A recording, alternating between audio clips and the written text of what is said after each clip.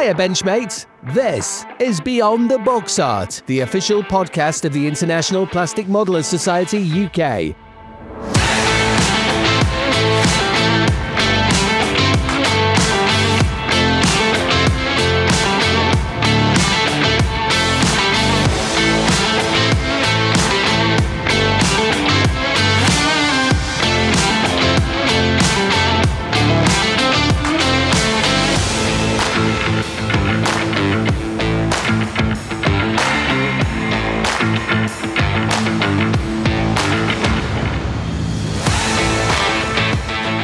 Benchmates, please welcome your hosts Paul Pendleton-Brown, Mike Baldwin, Mark Housley, Tim Mulvial, James Nevitt, and Paul Wong.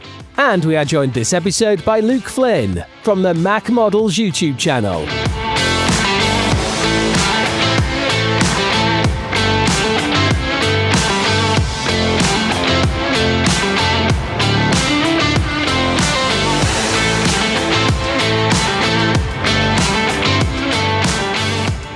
Hi Benchmates and welcome to episode 5 of Beyond the Box Art, now officially flying the flag as the official podcast of IPMS UK. Yep, you heard that right, we're absolutely honoured to be recognised by the society that started the worldwide set of organisations, and we're fired up to help keep IPMS members up to speed on news and developments, plus updates on Scale Model World at Telford. Last episode we had the pleasure of sitting down with Paul Regan, President of IPMS, to talk about the roots of society, its role in shaping modelling worldwide, and what the future holds. If you missed that, go back and check it out. It's a brilliant deep dive into the very heart of the organisation. In this episode we have all the normal features plus the next edition of Wong is Wisdom. This time he covers how to create cheap snow effects on dioramas, etc. We're also joined by Luke Flynn from the Mach Models YouTube channel, who's going to give us the behind the scenes gossip on running his channel and the technical challenges of literally modelling under the spotlight. So whether you're gluing seams, masking canopies or just procrastinating with style, settle in. This is Beyond the Box Art. And episode 5 starts now.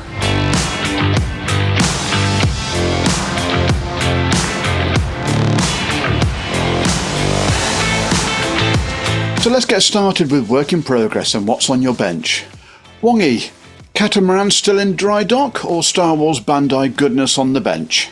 Well, what can I say, but the catamaran is all at sea. So what's happened is I've lost love with it. So, and the mojo's gone a little bit on that one because I've looked at loads of reference photos online and just depressed myself. So what can I do but cheer myself up with a really easy kit? What I have done is I've gone into the loft, got myself out a very small kit in terms of parts, and you're going to like this one. 15 parts of a Harrier T4, and it's from a brand which doesn't exist anymore called Bobcat. It's the outline of a twin seat Harrier, which is absolutely superb, and everything is molded in place.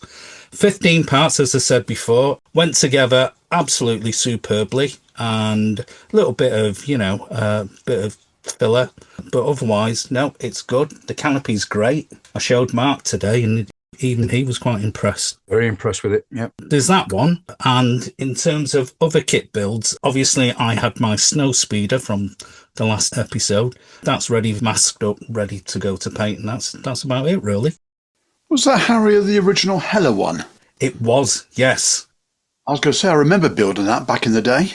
It was nice and easy. It virtually snapped together because the locating pins were the size of a dustbin. What's that nose off? What's the nose based off? Is that like a GR3 or something? It's a GR3 nose. Yeah, T4. T4 had the LRM-TS nose, which was the laser rangefinder. So basically the same as the GR3. But yes, it was the original Hella Humbrol Bobcat release.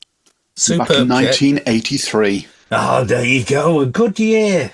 83. Wow. I think I was in the middle of my A-levels then, but there you Yeah, go. I wasn't born then. I was 20. James was just a twinkle. Yeah, that's right. No comments. Yeah, indeed. But in terms of the kit, now that I've built that one, because it didn't take too long at all, I've been looking at others online, just having a little gaze, and I see Kinetic have one. So I might actually open the wallet. I know it you know, there might be a couple of creaking noises coming out of that one. I actually quite fancy the 48th VAAC version they do. The red, white and blue, the Raspberry Ripple. It's more than 60 parts longer. Oh, yes. Yeah. That's in fact, that's a really nice scheme, but I don't know if anyone does the 72 scale decal. So I'd do a 72 Oh, right. Okay. Thanks, Mark. as well. I think they do a couple of different ones. I'm not sure. I'm not an expert on the Harrier. I don't know. I wouldn't know a T1 from a T10. So, But yeah, I'm looking into it because I do quite like the look of the twin seater. I thought it was difficult to get hold of the twin seater from Kinetic in 48. I bet it's going to cost you a few quid in it as well. Well, yeah, it's one of those where, and we'll come to it later. I did nab a bargain this week, but not on that one. Well, you could always go to the decal bank for IPMS and ask what Harrier T4 decals there are in 72nd, because I know Model Decal most definitely did some. Do you know what? I might tap them on the shoulders because this particular kit didn't actually come with any decals. It was one of those baggy up ones where I think it might be called an estate clear out. Have you checked Canon? I've not yet, no, but I'll give them a whirl as well. Combat Decals, sheet CD 72005. Oh, there you go. They did the VAAC Harrier. It's such a nice looking. You can't beat a good Raspberry Ripple scheme. Oh, a Raspberry Ripple. And for those outside of the UK, that's the red, white and blue test scheme that most of our test aircraft held in the 80s and 90s. Was that Boscombe Down, was it? Yes. Sorry, Mark, I'm not going to do the wrap round then, in that case. Oh, right, yeah, okay. I might give that one. Yep, right, okay.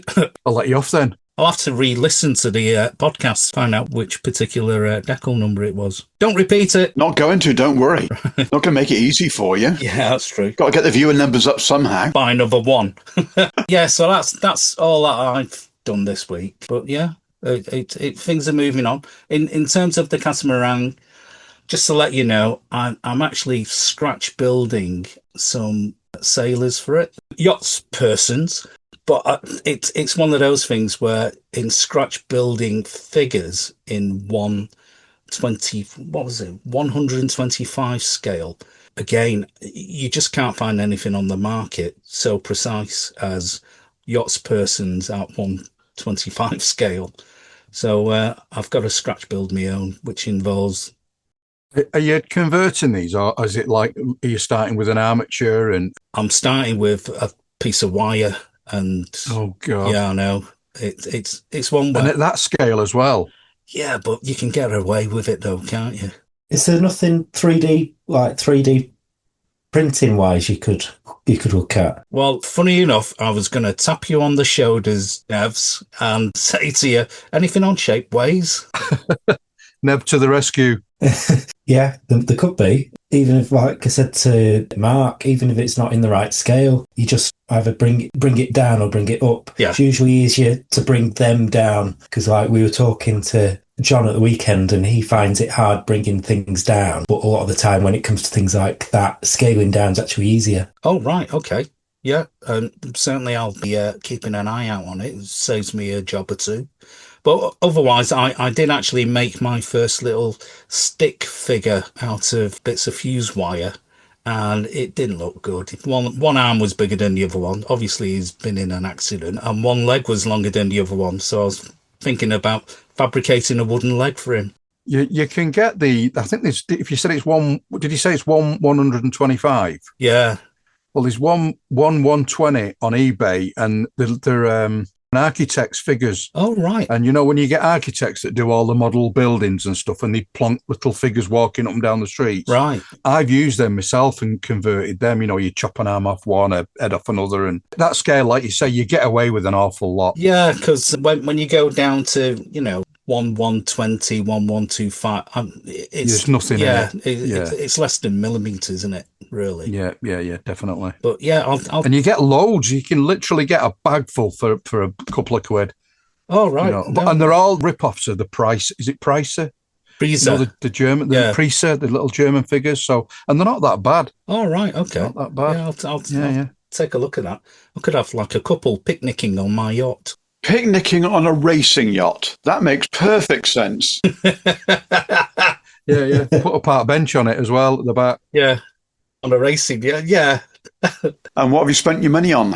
Right. So, I ventured onto a certain Facebook auction site where sniping is a professional game, and I actually got myself, in fact, I oversniped and I bought myself a... Did you snipe yourself? I did, actually. Right, so the closest to it at 1 minute to 8 was at £41, and I thought I'd snipe it good and proper, and I stuck in 59 quid to make sure that it got it. And I did get it. Oh, you got one? And the item is a Bandai General Grievous. Finally got one. And if you look on certain popular auction sites in the UK, they're going for like £120. I think I did quite well there, to be honest. So what did you end up paying for it in the end? With postage, 65 quid. So that was pretty good, to be honest. Next question. Who's General Grievous? Oh, is it a Star Wars person by any chance? Oh, right. Are we making this a 7-hour episode, by the way? Compared to the last episode, that'll be close. Answers on a postcard. General Grievous was the main protagonist against the Jedi during the Clone Wars. Is that succinct enough? Yeah. No. I need a description of the guy on the... Was he on the films then, yeah? He was in the movies, yep, and he was in the Clone Wars animated series as well. Yeah, Nev's is smiling here because he's probably gone through the whole lot. That's not the blue guy, is it, by any chance? Well, no, not the blue guy. It's a robot with 4 arms. It's a robot with 4 arms. I didn't really watch the animated series. Well, sort of, he's a cyborg, isn't he? He's a cyborg, that's it. Yeah, because he's got real organs, etc. He was basically a Jedi hunter. He kept the trophies of their lightsabers. Trophies, yeah. The view that I've got is I may light up the lightsabers. Fun with LEDs. And that's another topic completely. There's a good topic, isn't it? That's me done. Right, moving on. Boulders. Well, very nice. Considering we was on about meteors. Blimey, you're quick. Oh, that's the Hong Kong Models F4. Especially as the first plastic only arrived in the country today. Ah, right, okay.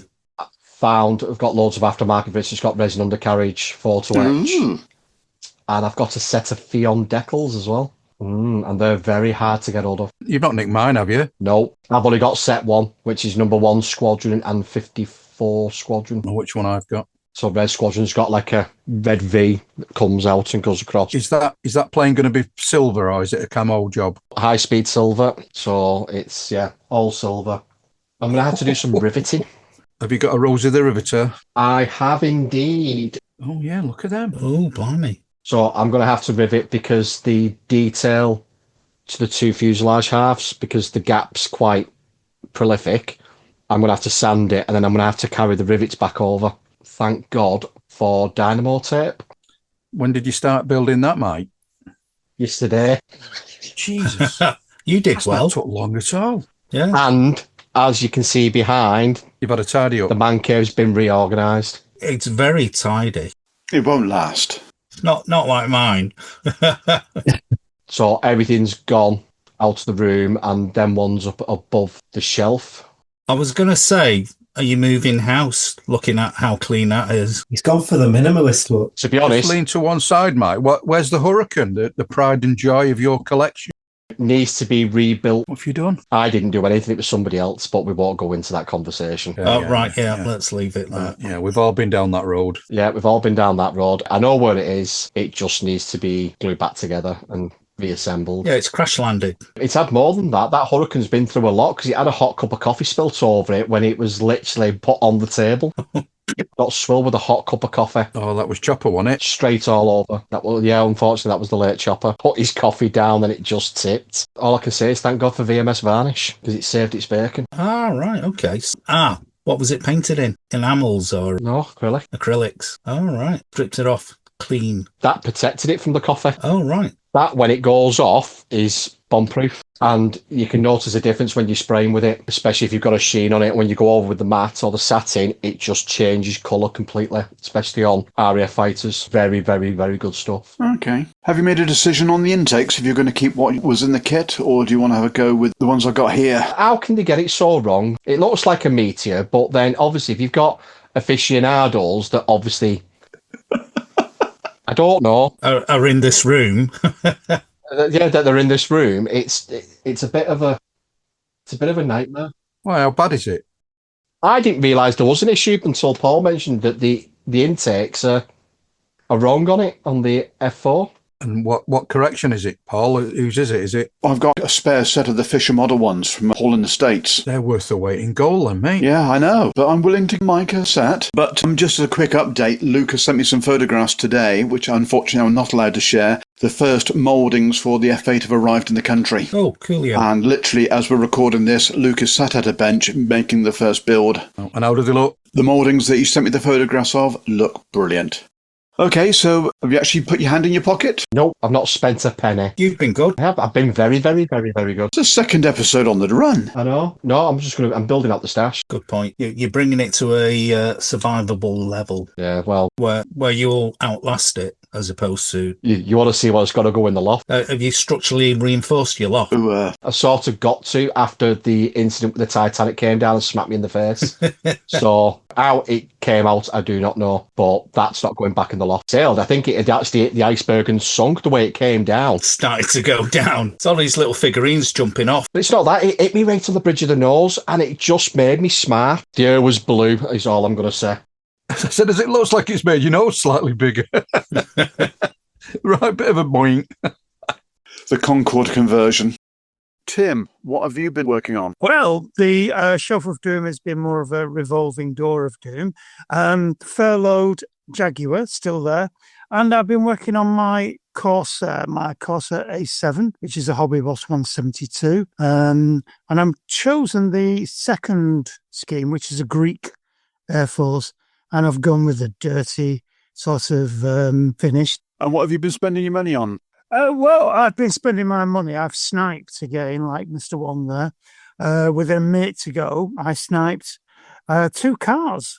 They are Airfix starter kits, and there is a Fiesta RS, and the I've got it written down here because my memory is terrible. The Aston Martin DBR9. It's a bit of a change now. Got them for less than, well, I got them for £16 for the 2, which is okay. They are available on another site, but I didn't want to, finance a lavish Venetian wedding. So I sniped in there. So I'm looking forward to that. I did come across a guy actually making one on YouTube today. He just used a hairy stick and the paints from the kit, and he looked as though he was having one hell of a time. So a little bit of a lesson there for modelers who just do it for the hell of it. So it's not struggle. He did a very good job and some very interesting decals, which I would have sworn at. But it looked really good for a hairy stick job. But I've also been working on a Spitfire, which is 148 Academy. Again, getting notes. That's the 14C. And it comes with decals that I remember Mike saying this, Mike Baldwin there, that it would be like gluing on a crisp packet onto the fuselage. Because, again, I'm just holding that up. If you look at the fuselage decal, and I say decal in the singular, there is all the information there, the number, the invasion stripes, the Randall, and the little green band at the back. Don't know what that's called. So that's kind of 5 decals in one. So if that goes wrong, then It goes terribly wrong. Then it goes terribly wrong. Absolutely. Yeah. So Yeah, careful placement with that one, Tim. I did a test sort of run with the Roundel, which is missing from there, and they got on a mule, and that looks okay. So I'm confident, quietly confident. So that's me. That's me for this week. Nevs, what's on your bench? So still building the Kinugasa, the cruiser. So obviously no, we're audio only, but I've managed to get the first part of the superstructure on the front there. So it's starting to look all right. I'm wanting to add something else to the bench, probably an aircraft. Last week I bought some of my own bases. I'm going to do almost like Wongi's Coffee Coaster Challenge. coffee coaster, but I've got them in hexagonal with some Perspex rods. So I'm going to do a proper base for them rather than the little Airfix ones I've got now. I'm going to sort of convert because I've got a few builds I want to do. So I've got a Nell, the Japanese bomber, one of them waiting to build.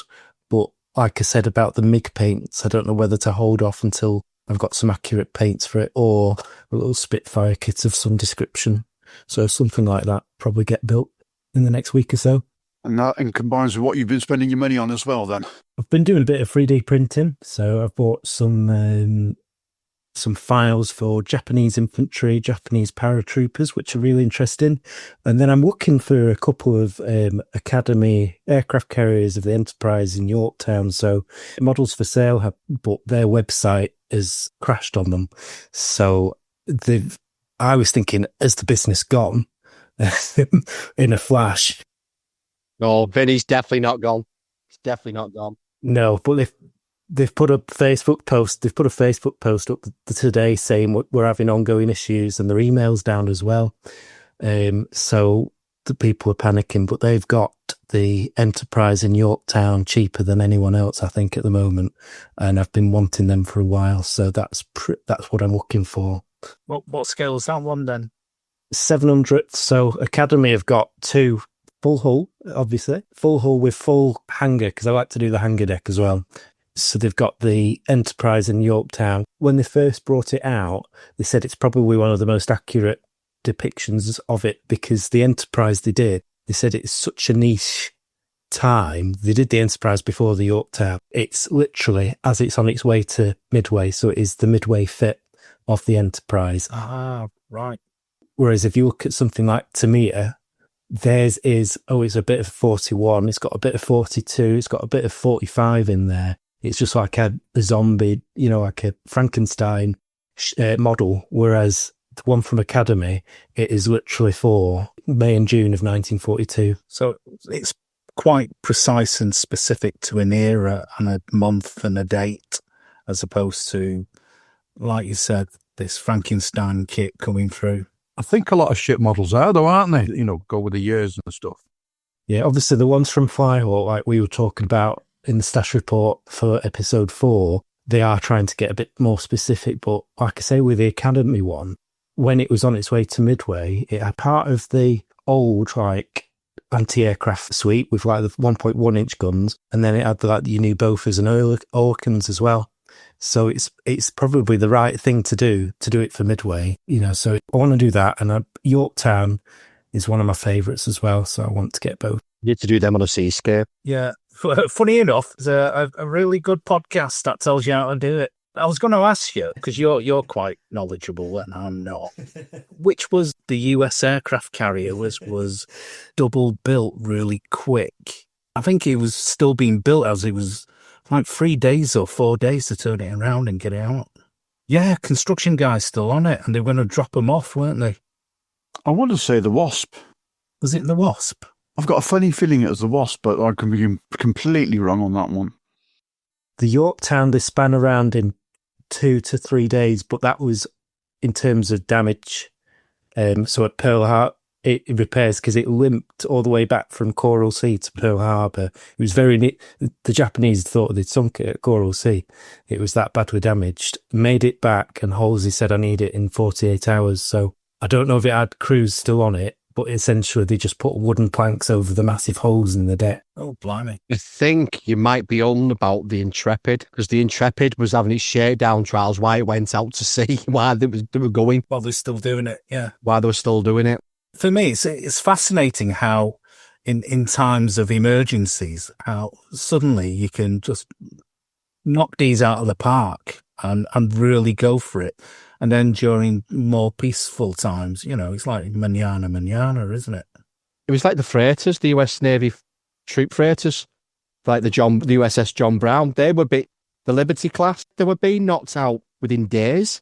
Didn't they get one out in a day? Didn't they do one in 24 hours or something like that? It was definitely an average of one every 24 hours, as in one was... And that's an average. The only issues with them is they were flat bottomed, so they were prone to cracking. There's one just off the edge of the Thames estuary that's fully laden with ordnance that is ready to go at any point. Oh, yeah. They reckon that's going to make a mess if it ever does go up. Well, every window's going to go in so many mile radius. Okay, well, let's move on then. Mark. On my bench at the moment is a little 72nd scale Grant tank, an M3 Mark 1. It's not the easiest thing it's a Mirage kit, so it's quite basic and it's accurate, but too bad. And that's about it. And regarding anything I bought, nothing. I haven't spent any since the last time I was on. So you didn't buy anything in Halifax then? Oh, God, I did. You're right. Yeah, slight prompt. My memory. Yeah, the old Barracuda, the Trumpy Barracuda. It does look really good, to be honest with you. It really does look nice. To the point where I nearly felt like a 13-year-old again when I opened it up and got it out of the bags thinking, oh, I'm going to do this now. I need to do this. I thought he'd started it. Build it now, before tea. For once, I've actually managed to get some modelling in as well. Having had a day off and sat here working on the Airfix Anson, which I've been working on for some time now. And it's finally starting to get some progress towards the finishing line. So be glad to get that one across the board. And also, as far as spending, I've bought a AMK 148 Fuga Magister. Ooh, the French thing. Yes, nice little kit. And it's completely, the detail on it is ridiculous to the fact that they've actually included a completely clear fuselage as well as ordinary fuselage. So if you want to, you can actually see all the interior detail. Have they done anything since? Because the last thing that I remember them doing was the MiG-31, was it? No, it was their 14 Tomcats. As if we didn't have enough. Theirs was announced before Tamiya's. Okay. But theirs was... Oh, that's right, yeah. Yeah, theirs was engineered, and then Great Wall Lobby went, I know, we'll bring out another Tomcat. Like they do. Like they do. Everybody jumps on the bandwagon. So in terms of kits coming out, when one manufacturer lets slip that they're bringing out a certain kit, I don't know if it's a good thing or a bad thing for the industry when you get a couple of other manufacturers jumping on the same bandwagon and knocking these kits out. The old bus scenario, isn't it? Then one turns up, then another one turns up. I think the best thing to do is like what Airfix do, is sometimes they'll just drop it, and they'll literally drop it as a bombshell, and it gives nobody else a chance to catch up. Or is it, like when we were interviewing Luke from Revel, and he's saying these projects are 2 or 3 years in the pipeline. Is it that these companies are looking at the same market trends at the same time, thinking actually... Coming up with the same model? Yeah, because the odds of being able to get something together that quickly when it's announced... Pretty slim. Yeah, you say that though, but like Trumpeter, for some bizarre reason, do the weird and obscure that nobody else will touch. Like the Barracuda, the Fulmar. Especially British stuff, yeah. British stuff, the Albacore.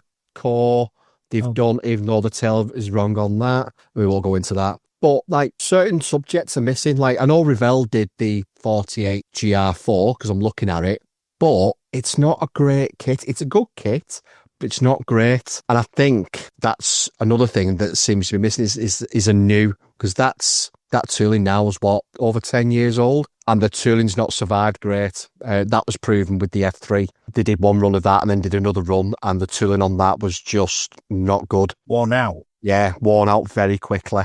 And it's the same with the GR4. There's a lot of flash on it. I've got the Furwell GR4 in the box up there. And when you look at it, there's tons of flash. So obviously the tooling isn't getting a tight fit while the plastic's being injected. But it all depends on how that tooling was made and where it was made. Is that a Revell kit? Yeah, it's a Revell kit. Because the way Revell designed that is you build it from the ground up. So you get the bottom, obviously the fuselage, and then you assemble the cockpit, you do the air intakes, you do the engines, and you build it out, and then you then fit the sides to it, the side of the fuselage, and then you put the wings on, and then you put the top of the fuselage onto that. And I just think they made it slightly over-engineered. To be honest, a lot of people slate Hobby Boss for their Tornadoes, but the only thing they did, which we can never understand, is that the air brakes, you can't have them closed. They're fully open, so they'll actually, you can't see the engine detail because the air brakes are out, but you can't have them so that they're receded in like every other Tornado kit. Does nobody do an aftermarket for that? No, they've never done for it. Like I said, they did the ECR, the IDS, they did the F3, because the F3 is probably one of the most accurate. So apart from that fault with the air brake, the rest of the kit's good? They're all pretty good? The rest of the kit's fine, yeah. The rest of the kit's fine. You saying about the air brakes, I was reminded of something in a conversation yesterday. Airfix 172nd TSR2. Everyone does a fantastic build of it. Everyone's got the air brake shut. The prototype could not shut its air brakes. If you look at every single photograph of TSR2 in flight, there was a fault on the system, which meant that the air brake could not close. So if everyone's got the air brake fully closed, like the ones at Duxford and at the RAF Museum at Cosford, they've got the air brakes closed because they had the modification, but the one that was flying never had it. So if you look at a photograph of it in flight, the air brakes are always just ajar because they could not get them fully closed. That is interesting, that, because when you look at the video footage of the TSR2 taking off with an engine failure, so it was only burning on one engine. Yep. The air brakes seem to be shut on that because it out-accelerates the Lightning, which to me is an impressive thing to do because the Lightning was an ejector seat with two rockets strapped to it. Yeah. So if it out-accelerates an English Electric Lightning on one engine, yeah, just shows you how of a formidable aircraft that would have been if it had actually entered. But yes, it looks like Mike's actually looking on the internet to look at photographs of the TFR2 air brakes now. XR219 has got the issue with the air brake because it is slightly out. It was the only one that flew. Yeah. Yeah, it was 219. It was the only one that flew. The second aircraft was close, was literally within a day or so. And also, it was always flown in its primer, which was a matte white. Only time it ever got a gloss finish was it was allowed to fly from Boscombe down back to Wharton, and they actually painted it in gloss just for its final photographs before they scrapped it. So she never flew in the gloss white. It was always in the primer of a matte white. Do you know what, though, with the TSR2? I reckon that, if it had new avionics and everything else, would probably still stand part of this day. A close friend of the family used to be Roland Beaumont, test pilot. He said the aircraft was exceptional. You could do things with that aircraft at low level and stuff they did in trials, which wasn't widely known about, that Tornado wouldn't even be able to catch it, you know, if it was still going today. To be honest, I don't think anything would have caught it. No. Anyway, okay, with that, we'll move on to the next section of the pod.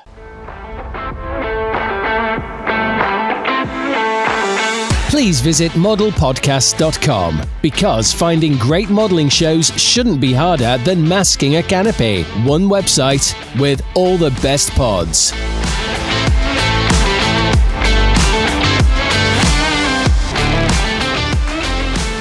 It's that time again to hide your credit cards. It's the Stash Inflation Report. And as per normal, we'll start with the aircraft. Edward are releasing a limited edition 148th MiG-21 F-13. This limited edition series kit contains one set of plastic frames, photo-etched parts, a T-face mask for painting the canopy, both inner and outer surfaces, an O-mask undercarriage mask for covering the landing gear bays when painting the model, a magnet, and a decal sheet for 8 colour schemes of the Czech and Slovak Air Force. The boxing also includes a book by Martin Janowsk about the production and service of MiG-21 F-13s in Czech and Slovak Air Force service. Edward will only be producing as many kits which are pre-ordered through the Edward web store and combined with retailer pre-sales. So if you want one of these, you will need to pre-order, as it won't be a standard release that will populate model shop shelves. Luftwaffe are releasing a 132nd scale Ansaldo Balilla, the iconic Italian World War I fighter. Even the packaging hints at the level of detail and passion poured into this kit. Expect several interesting colour schemes, plus a premium edition with fabric and wood texture decals. The standard Italian version will feature wing camouflage decals. Fine Mods are releasing a pair of Zeros. FR-01 is a 1/72nd scale Imperial Japanese Navy Type 52 carrier fighter, Mitsubishi early model, with 3 decal options and is due in October 2025, whilst boxing FR-02 is a Mitsubishi mid-production version with 4 decal options. Both of these are scaled down from the excellent 48 scale kits. Temp models are releasing in ultra-detailed Sukhoi Su-34 model in 1/72nd scale. The boxing includes the airframe, really handy if you're building a model of this aircraft, along with a detailed cockpit, bays, doors, struts, wheels, nozzles, sensors, and pylons. I can't help but think the manufacturer may have recruited a second-hand car salesperson to write the contents of this boxing. From IBG comes the start of the 1/72nd scale Supermarine Spitfire series, with the Mark 1 and Mark 2. The initial black box edition is a limited edition that includes plastic and PE parts for 2 full models, and contains 10 unique, thoroughly researched colour schemes. The boxing also includes 2 sets of paint masks, 3D printed cockpit structure inserts complete with pilot seats and seatbelts, 3D printed wheels, printed exhausts, printed mirrors for both interior and exterior, and 3D printed carburetor air intakes. The Cotton Club boxing includes the photo reconnaissance types PR, A, B, and E, and the bonus inclusion in this box will be 3D printed wheels. Aztec models are releasing a Scion Machete, later rebranded as Aramaki, and Leonardo S211 in 1/48. This is a representation of the turbofan-powered light trainer aircraft, and was operated mainly by the Philippine, Haitian, and Republic of Singapore Air Forces. This advanced printed model comes complete with decals to build one of each of the military operators. Next up is Armory, with a 1/72nd scale MiG-3 late version titled Moscow Air Defense, Winter 1942. The kit includes paint masks, photo etch parts, 3D printed rockets and launchers, and decals for 10 types of Soviet Air Force winter camouflage. And now onto the AFV releases. Miniart are releasing a Rope and Schlepper Oost RSO-01 late production, a late war RSO tracked tractor and winter workhorse, built to drag guns, ammo and rations through deep snow and mud. This highly detailed plastic kit includes all hatches which can be assembled in either the open or closed position, metal surfaces, and world lines accurately represented. The decal sheet contains options for 4 schemes. AFV are releasing a 1/35th scale US Army M51A2 5-ton 6x6 dump gun truck. This vehicle is a derivative of the M39 series, introduced in the 1950s as a heavy-duty off-road hauler. During the Vietnam War, American Army combat engineers converted the M51A2 dump trucks into gun trucks, a heavily armoured vehicle equipped with multiple machine guns, ammo stowage, and protective cab structures which are represented within this kit.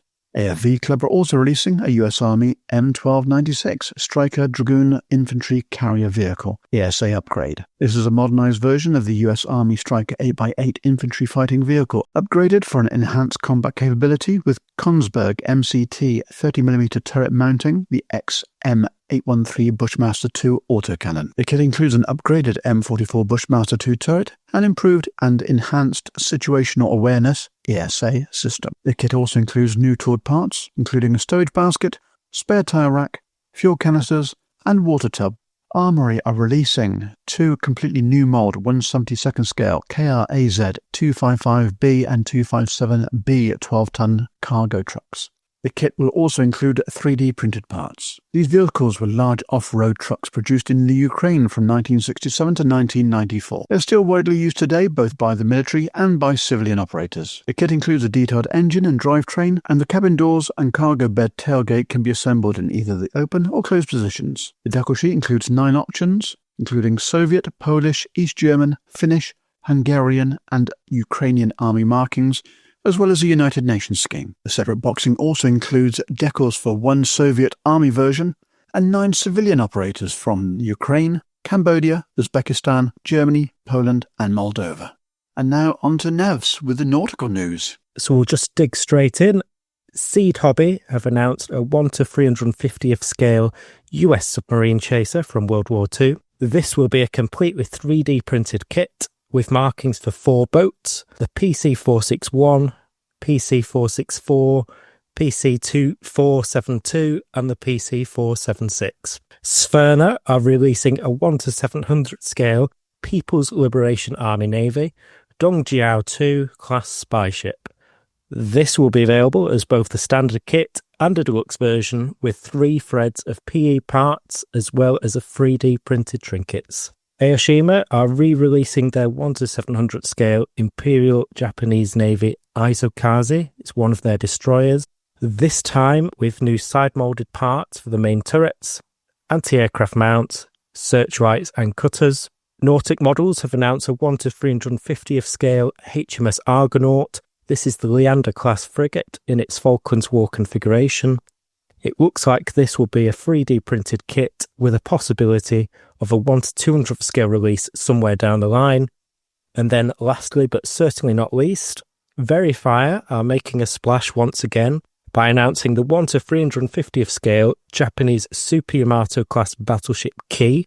This is a theoretical design for a successor to the Yamato, armed with 6 20-inch, yes, you heard that right, 20-inch main guns.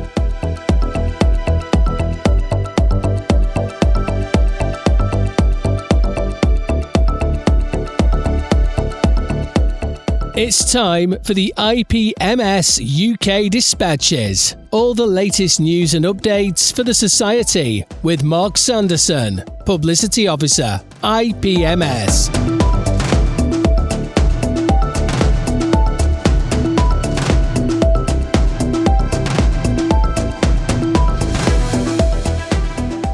Well, we're joined today by the press officer from IPMS UK. Hi, Mark. Hi there, Paul. How you doing? Not bad, and yourself? Yeah, good. Slightly melting under the heat we've got in the UK, but not bad, not bad. Yes, for those not in the know, the UK is actually having a bit of a meltdown at the moment. We're hitting temperatures in the region of the low 30 degrees centigrade. Anything over 25 and the putty starts melting in the windows over here. Obviously, this is the first episode we've had with any input from IPMS as the official podcast, so Mark, I think the best thing you can do to start off with is just introduce yourself a little bit and tell us what your normal modelling genre is. Sure. So I'm the new publicity officer. Well, not kind of really that new. I've been in the role now for this to be my second year. I'm co-opted in, and my genre of modelling is I model everything.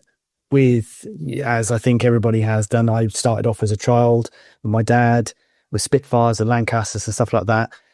But it's more a case of, I would say, I'm much more heavily entrenched in science fiction and the Star Wars, mecha, things like that, manga sort of thing. So I'm not necessarily, I'm a bit of an outlier at my local IPMS club, which I'm a member of Farnborough. I am mainly because they're mainly entrenched in aviation, and I don't really do that as much. So aviation is more spaceships. Huge fan of things like Bandai kit and also the Machine and Krieger kind of series as well, which is a bit more closer towards armor modeling. So I like pretty much anything, but I appreciate a really good model. And I think the main thing I love about scale modeling is actually the storytelling aspect of it. So I never will put a tank on a plank. I will always put something in some sort of setting and try to work in some sort of kind of story or little nuggets in there that people can look at it and kind of realize that, oh yes, it's a model, but there's also more things to it. So an Easter egg for someone to actually look further into the diorama or the setting you've actually got, rather than it just being a lump of plastic on a base. Yes. I think it comes mainly because my dad's actually a railway modeller, and obviously the whole scenery sort of side of things is a big deal. And I was kind of influenced by that as a child and grew up with it. And he still has a railway model, actually a huge layout in his loft, which has various scenery on, and we always chat about that. So it's kind of levitated from that, really. Gotcha. Okay, well, you're obviously here to talk about what's new in IPMS, and the idea of this section is not only to keep members informed of what's going on, but obviously to fill in the gaps in between the magazine, which in the UK is due to hit through the post probably as we're actually recording this episode. So what have you got to actually enlighten us with this time then? So no society news such for this episode, but I have got a couple of shows that I kind of like to highlight. So I'll kick it off with one that's happening on the Saturday, the 19th of July in the UK, obviously.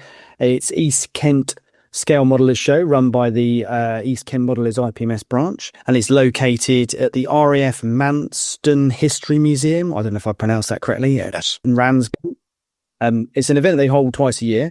and it basically is open from 10 a.m. till 4 p.m. Has a cafe on site, various traders as well as club stands that will be there. The postcode for anyone's planning to go in, sat nav. And I don't want anyone kind of like writing in and saying I got it wrong, but I'm just reading this off the internet, with CT125DF. So Charlie Tango 12 5 Delta Foxtrot. I don't have any information on how much the entry price is, but I assume it isn't astronomical and it's going to break the bank. Fantastic. Okay. And what's the next event? So the next one, we've got a bit of a clash the following weekend, actually, on the Sunday, the 27th of July. If you're two parts of the country, unfortunately, nothing north, more southern, actually. So we've got the Essex Modelers Show 2025, which is being held at the Hannakins Farm Community Centre in Billericay. Sat nav for that one is, I'm gonna try and do it in your style, Paul. Charlie Mike 12, 0 Sierra Yankee. Perfect. Hey, there you go. Give me a job. Sign me up now. And I don't know much about this show. It's open from 10 a.m. to 4 p.m. and I think it would probably be great for people in that area. If you are planning something the other side of the south, we have the IPMS BDAC Model Show 2025, and this is held at the Boscombe Down Aviation Collection in Old Sarum. I'm going to be going along to this one, so and I will be doing some filming. So if anybody they're going to be having a model on display and they're really proud of it, or they've got a story to tell, or they just want to chat about their model and what challenges or fun they had doing it, then watch out for me kind of doing the rounds, and I'll be wearing probably the yellow t-shirt. And I'm more than happy to have an interview, conduct an interview with them and talk about their model. And then that will be appearing on the IPMS UK's YouTube channel once I've finished editing it all. So yes, if you see someone in a yellow top wandering around with a 10-year-old girl in tow, who's my camera crew, then that's me and my daughter as well. So that one's actually the entrance cost. I've got some more details on this one. The entrance cost is £11.50 for adults, £10.50p for concessions, and children under 16 is £6.50, with under fives going in free. Some people might think it's a bit expensive for a show, but it does grant you entry to the actual museum itself, and there's a lot of kind of delights in there, and that people can wander around when they're not looking at the plastic scale subjects. There's free car parking and on-site refreshments, and the all-important sat nav for that is a Salisbury one. So here we go again. Sierra Papa 4 6 Delta Zebra. Is that right? Zulu, but you were close. Oh God! Nearly there. And just so you don't get lynched by the locals, it's Old Sarum. All right, okay, there we go then. So I'm probably running foul of it anyway. But there'll be model displays there. There'll be various traders. There's a competition as well. So there's that's going to be a really good one. I'm looking forward to that. There's a lot of good exhibits in that museum as well, as you were just saying. They've got the prototype BAE Hawk. They've got Jaguar. They've got a couple of Jaguars now. They've got a lot of aircraft that actually served operationally at Boscombe Down in the Empire Test Pilot School and the Aircraft and Armament Experimental Establishment, A&AE, as it used to be before Kinetic took on the role. So a lot of aircraft in the wonderful Raspberry Ripple scheme to have a look at.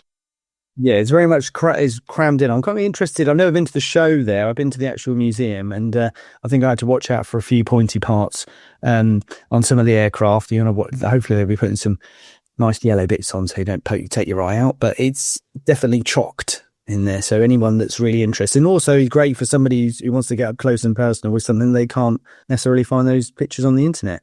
So a very good opportunity for a lot of people. So that's all the shows. And all I would say is that if anybody is listening to this and they've got any future shows they want to have featured, then please, you can get in touch with the IPMS UK via the website, which is ipmsuk.org.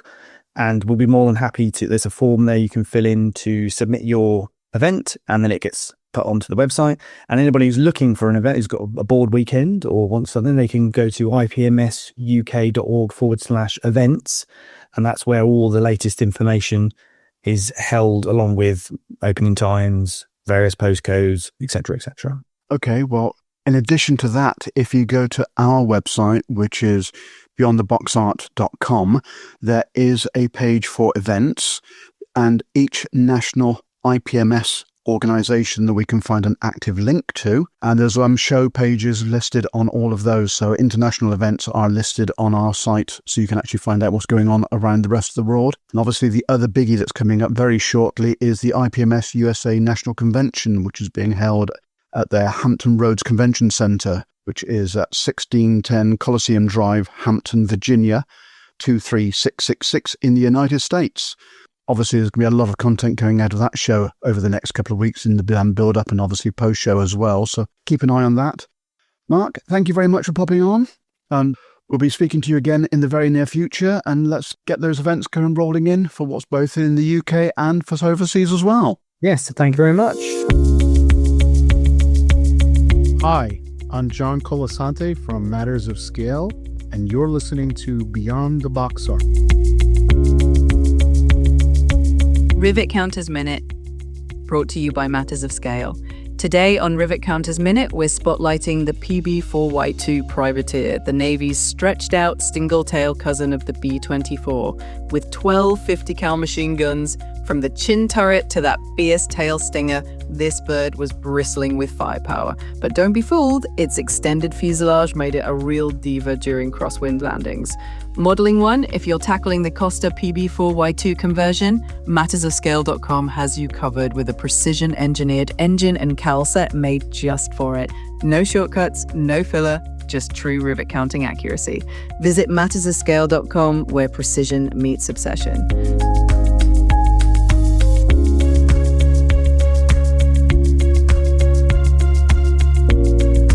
Every small business has a big story. Precision by Passion tells it, spotlighting the artisans who turn knowledge and love of detail into something lasting.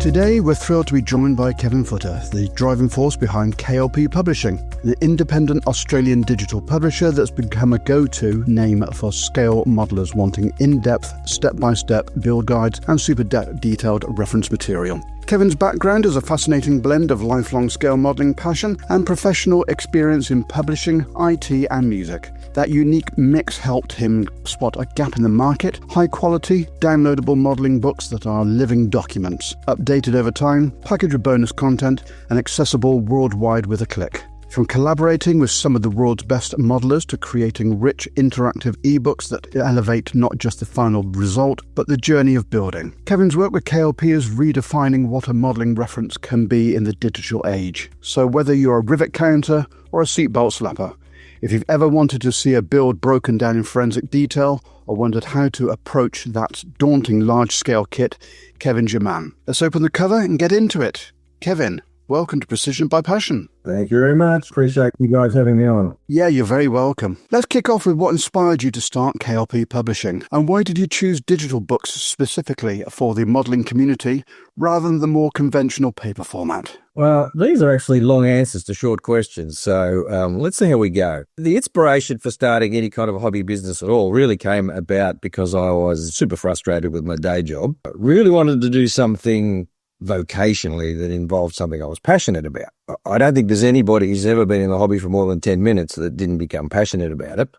So I scratched around for a little while, and around about 2016, the idea of doing some publishing started to sort of gel as a real idea. Some of your listeners will know that one of my other hats is as an administrator on the Large Scale Planes website. As part of my role there, did a lot of reviews, I think over 450 reviews that I've done for Large Scale Planes. And a lot of those reviews were modelling books, modelling videos, all kinds of reference material. And well, most of them were pretty good. There was always something about them that I wasn't happy about. And being a bit of a grammar Nazi, not sure if I can say that on radio, but definitely I'm a grammar Nazi. I used to get a real bee in my bonnet about the simplest little things, typos, anything like that. Things that most readers don't care about at all. And I thought, you know what? If this was a digital publication, they could fix this and they could release another version and we'd all go on and I'd be less stressed as an individual. I'd be happy with my life. And that was really the moment that planted the seed for me, where I thought, you know what? Why don't I just put my money where my mouth is there, take my foot out for a change, see where we can go with that. And at that point, I really didn't have a concrete idea other than that was a good one and should I really pursue it. I think it was around about the end of 2016 that it really kind of just, after I let it percolate for a few months, that this idea that maybe releasing digital publications might be worth pursuing. And at that point I had a day job. As I said, I was pretty unhappy with it, but nobody makes any money in this hobby. That's the general consensus, is that let's just see what happens. At the start of 2017, this is going to sound like a sad story, but it's not. But at the start of 2017, my wife actually got diagnosed with breast cancer. As part of her treatment, I decided I was going to take that year off work. My employer at the time was extremely generous about that. They didn't make that difficult at all. In fact, originally I was going to take 3 months off, and then it turned into 6 months, then it turned into the whole year. And they were really fabulously supportive. So I have to, even in retrospect now, thank them greatly for that.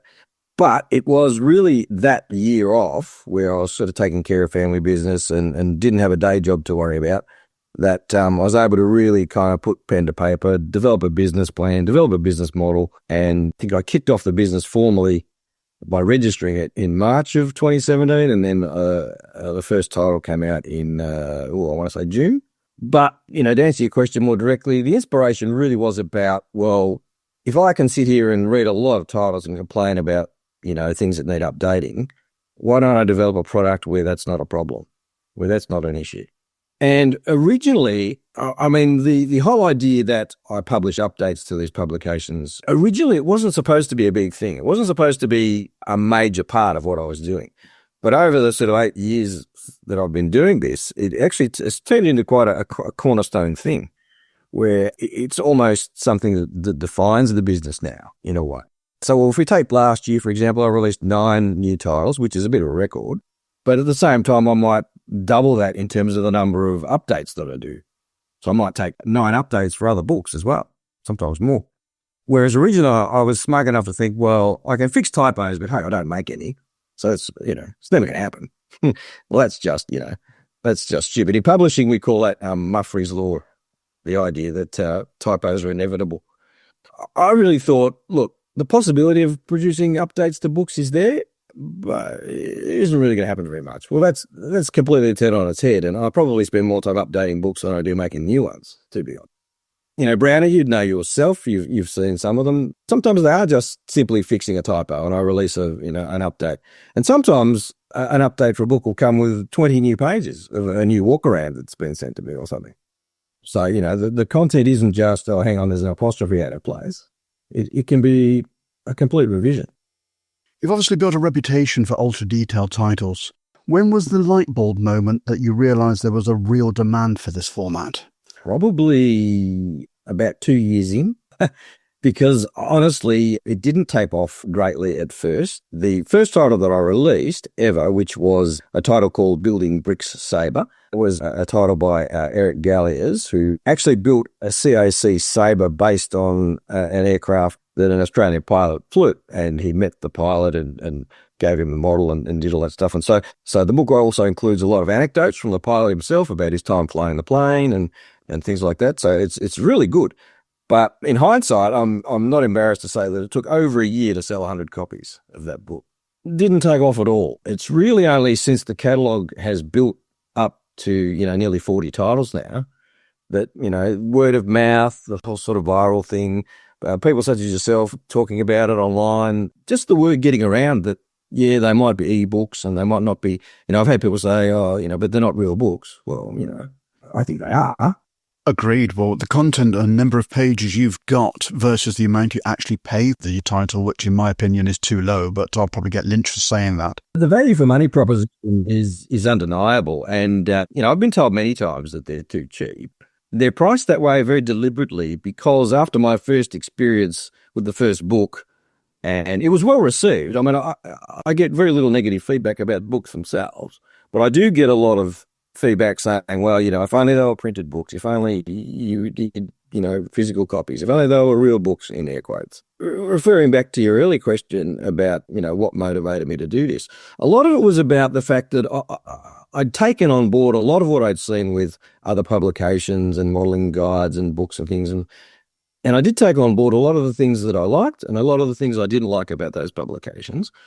And I thought, well, in order to provide value for money, I thought there are things I want to do that just can't be done in print. It comes down to that. Being able to have extra large photos so that you don't have to squint at them. You don't have to wonder what they'd be like if you'd actually see them. As an aging bloke, having large print was important. Not having to squint, not having to deal with tiny print that you can't even pinch and zoom on a real book. So you're out with a magnifying glass or whatever else. I thought at that point, well, if we can do all this stuff, then page count no longer matters. Because in the printed world, every page costs money. In the digital world, pages are basically free, in a sense. And so I thought, well, that gives me the opportunity to make the text as large as I like, or as large as I'm comfortable with, make the photos as large as possible. And as you guys would know from having seen some of the publications, a lot of the books only have a single very large photo with a caption. And that's it, because that's all that's required for that page. I don't need to cram 4 other photos in and tiny little text. And you have the advantage, what you said just now, in that you can pinch and zoom. So for those that aren't obviously aware of the publications yet and haven't actually bought any, and I strongly recommend after this, you actually go and have a look at the products, is when you've actually got your picture on screen, you're not just limited to the view you've got, you can actually zoom in. So if you're looking at a part of a conversion or a build, you need more detail in, you can actually go in and look at that compared to if you're actually getting a hard copy book and you get a magnifying glass out, and a lot of the detail you can't see because literally you start getting pixelation on the photographs with the magnifying glass, so you lose some of that detail. Absolutely. And, one of my design philosophies really is that while you can pinch and zoom, and it's certainly readily available in the format, I wanted to produce pages where you didn't need to. Yep. In effect, you could get what you wanted just by looking at it. If you wanted to pinch and zoom to really zoom into, infinite detail, you can do that because the format allows for it. But, the last thing I wanted was for someone to open the book and go, well, that photo would be great if I could actually see it. Yeah. Along with the other 12 that are crammed onto the page or whatever. That became a huge motivator. And that was really, you talk about a light bulb moment, and it really didn't come from without. It didn't really come from the market. It was really that realization that in order to achieve what I wanted to achieve with these publications, they had to be digital. There was really no compromise for that. And I still get asked every week, when are you going to do printed ones? I say, well, probably never, because I feel that, everybody loves printed books, physical books. I do too. And there's no denying that you can't beat the tactile nature of them. Same with, vinyl records versus CDs or digital, the tactile element is unbeatable. But at the end of the day, that's just packaging. Maybe you're aware that, last year I released John McElmurray's book on the JU88 G6. That's over 1,000 pages, that book. Wow. I'm selling it for $40 Australian. So if in US dollars, it's probably $1.50. I don't know. Not much. And that's had 2 updates since, and probably another one before the end of the year. And if I were to sell that as a printed book, now God knows how much it would cost me to have a 1,000-page book printed, and then to ship it anywhere in the world would probably double the cost. For example, if I was to sell that to someone in the US, they're probably going to pay $300 for it, of which 280 of those US dollars is for packaging and postage. Packaging being the physical book. I get you. So that to me is the good value for money. That's not a way for me to sustain a business. And, for all those people who say to me, please do printed books, I'd be at the other end of the line after having done it saying, please pay for it. Well, absolutely. Yeah. I've just done a quick calculation, and you're looking at, for 40 Australian dollars, that's roughly equates to $26.30 US. £19.15 British pounds. Is it really? Oh, yeah. All right. Yeah. So when we get off from speaking, I will put the prices up. Thanks, boys. Anyway. No, but the thing is, I alluded to this earlier, but I probably didn't really finish the thought. But the idea of the pricing is that because in our particular demographic, there is a lot of resistance to the digital format. And I hear that all the time. I prefer real books. I prefer printed books. But that's not going to solve how I want to present the information in my books. So they're always going to be digital. For modelling magazines for really the last 5 years now, wherever they are available, I will go for the digital rather than the hard copy because the amount of space that the magazines actually take, and every magazine is interesting, but there's only certain articles that you're actually interested in, and the amount of shelf space it takes to actually store something like that reference material wise compared to the digital version is ridiculous. Yeah, absolutely. And that was a big factor for me too, is at the time when I launched the business, I had, and still do, have bookshelves groaning with books that I can't cram another thing onto. Yeah. And if I receive another book for review now, which I do semi-regularly, I think, well, that's fine, but where am I going to put it? Quite. I don't have a free slot on a shelf anywhere. I thought, well, again, digital is the obvious solution. And it's not the prime motivator. As I said before, the prime motivator is the best way that I want to deliver the actual content. But the physical considerations are certainly there. And if they're for me, and I don't even have a very large book collection, there'll be people out there with far larger libraries than I have, and it must be a much bigger issue for them. So it probably explains the divorce rate in modelling, but there you go. I've got books on particular aircraft, and there's been 2 or 3 revisions of that book. And obviously, being digital, you've obviously paid for the book and it gets revised. I would rather prefer that than having to spend another, potentially, especially in the UK, another 60 quid to have another 2 volumes of it, because they've added another 10, 15 pages per book. So you end up with 30 pages, but then you've got 3 books of the exact same. But what do you do with your old books? That's the thing. You end up collecting books, and that's what takes up most of the space. Is where with the digital format, when you've had notification to say it's been updated, everything's there on digital format. For me, going forward, I would rather have more digital format books than have printed, because like you say, they just take up so vast space, and you end up with like running books like they're all exactly the same. Yeah, well, I mean, exactly. And the thing that I'm not sure if we touched on yet or not is we've talked a lot about how the books get updated, but for everyone who purchases one of my books, those updates are lifetime free. So I don't charge for them. If you bought the Phantom book and I've updated it 20 times, you're entitled to download those updates for free for the life of, as long as I'm updating them. Whereas if that was a printed book, the publisher has no option but to charge you money for that, because it's cost them money. And that's just part of the value add. And same with the pricing thing. I've regained my train of thought on that idea. But the idea is that, a train leaves the station, the train comes into the station. We don't know what's going on anymore. But part of the idea with the pricing was that I needed to make it attractive for doubters and for punters and for people who said, well, I prefer real books, but hey, this thing is so cheap. It's worth the risk. And that's the thing. And I've said this before in public, but I'm not trying to convince anybody that digital books are better, or that they should all go and burn their libraries and replace them all with digital or anything like that. All I'm really saying is that for what I'm trying to do with my content, digital is really the only format that works for me, that gives me everything I want to do, and allows me to give the customer everything that I want them to have. In order to try to kind of bait the hook a little bit, I need to keep the prices low enough, because I can't really make the business sustainable just by selling to people who are rabid fans of the digital format, because there's not enough of them in our hobby. And obviously, I'd like for that to grow, and I'm hoping that my efforts do grow that audience and that customer base. But I need enough people to say, look, I'm not that keen on the format, but it looks all right, and I've heard it's good, and the price is unbeatable. Over time, with inflation and everything else, probably we'll have to raise some prices. That's inevitable. But I've kept the prices pretty much the same since I started the business in 2017, the pricing model. So far it's working, and I've heard people say, ebooks don't sell and all that sort of stuff. But I think the reason that they do for me is because I'm committed to the format. It's not an afterthought. It's not just a digital dump of a print version or anything like that. It's a bespoke, custom, deliberately designed. Like, for example, the JU88 book that I mentioned earlier, in my view, it's unprintable. For a start, it comes in 4 files. One of the files is in A3 landscape format.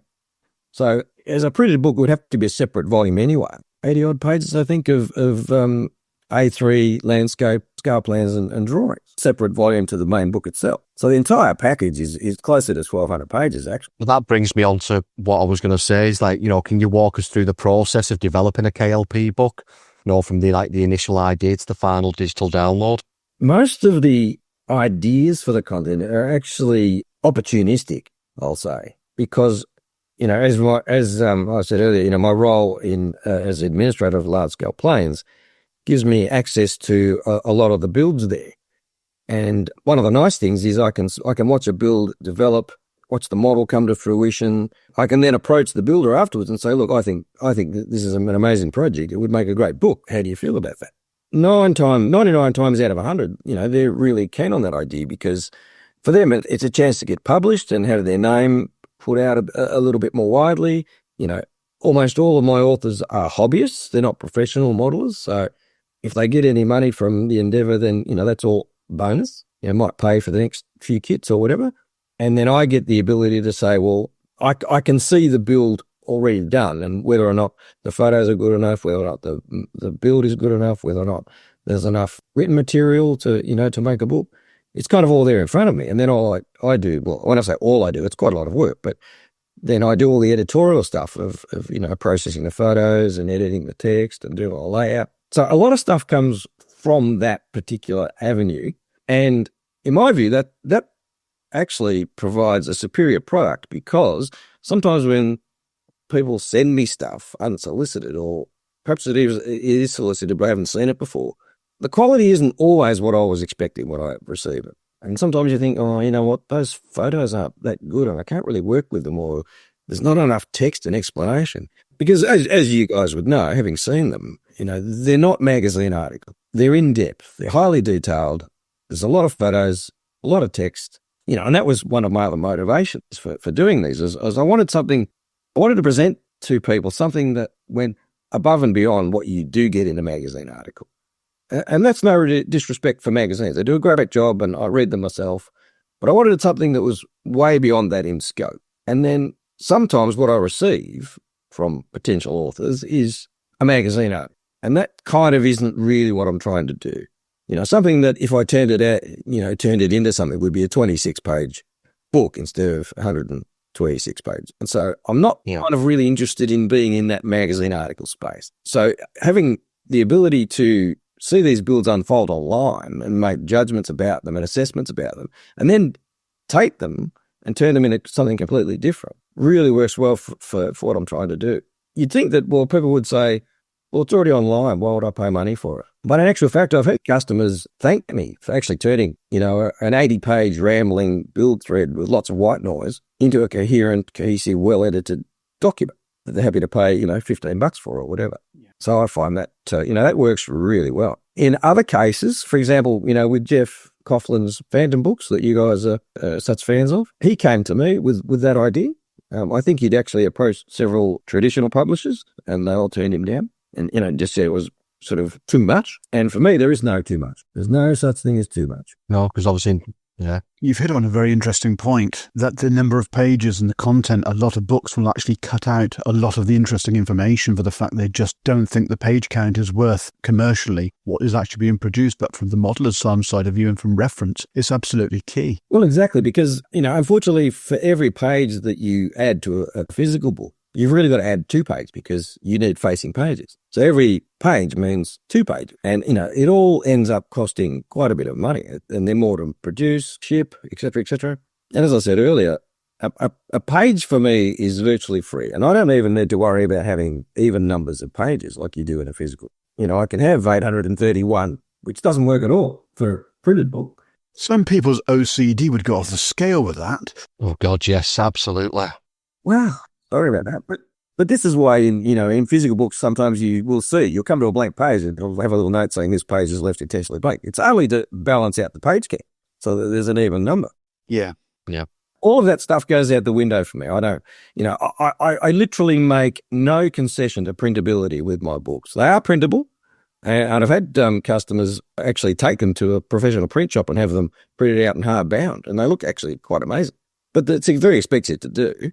To me, that defeats the purpose, but, good on them, and I certainly have no qualms or quibbles about that. But I make no concession for printability. An actual print layout person would probably die of shock if they saw what my layouts were like, because there's no allowance made for printable margins, facing pages, none of that stuff. And in actual fact, my design philosophy for the books, because I'm not a graphic designer, I'm not a professional in that sense.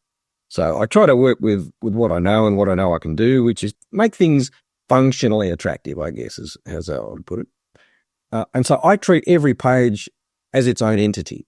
You'll notice that as much as possible in my books, I try not to have text span onto the next page. I want the text and the image to represent what the content of that page is, page is designed around those two elements, and the next page is a completely different thing. And one of the things that, when I used to read magazines or newspapers of any description that used to drive me bonkers was the little line at the bottom that said continued on page blah, blah, blah. Oh, like that is verboten in my book. I've had to do it on a couple of books, but generally, I'll avoid that like the plague because I hate it. Absolutely hate that. I feel your pain. Yeah, absolutely. Absolutely. So, there's a certain sort of functional utility that's deliberately designed into the way the books work effectively. It's interesting to talk about a book working a particular way, but that's how I approach it with a lot of them. But, there's a functionality to them. Yeah, no, absolutely. So obviously, you mentioned that you've worked with Jeff.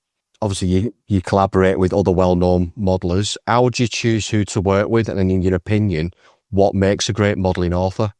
I think, it's the same for me as it would be for any publication. Any magazine you care to mention would have a similar set of criteria to me, which is, first and foremost, the model has to be of a certain standard, the modelling itself.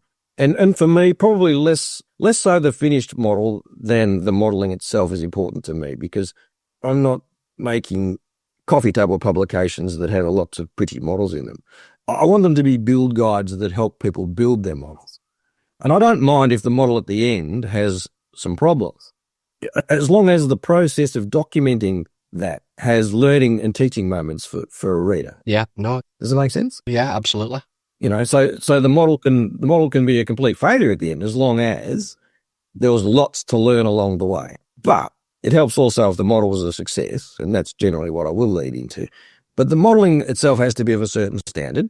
Photos also have to be of a certain standard, because if they're not, there's not a lot you can do. You all have heard the old saying that you can't polish a turd, right? It's mostly true.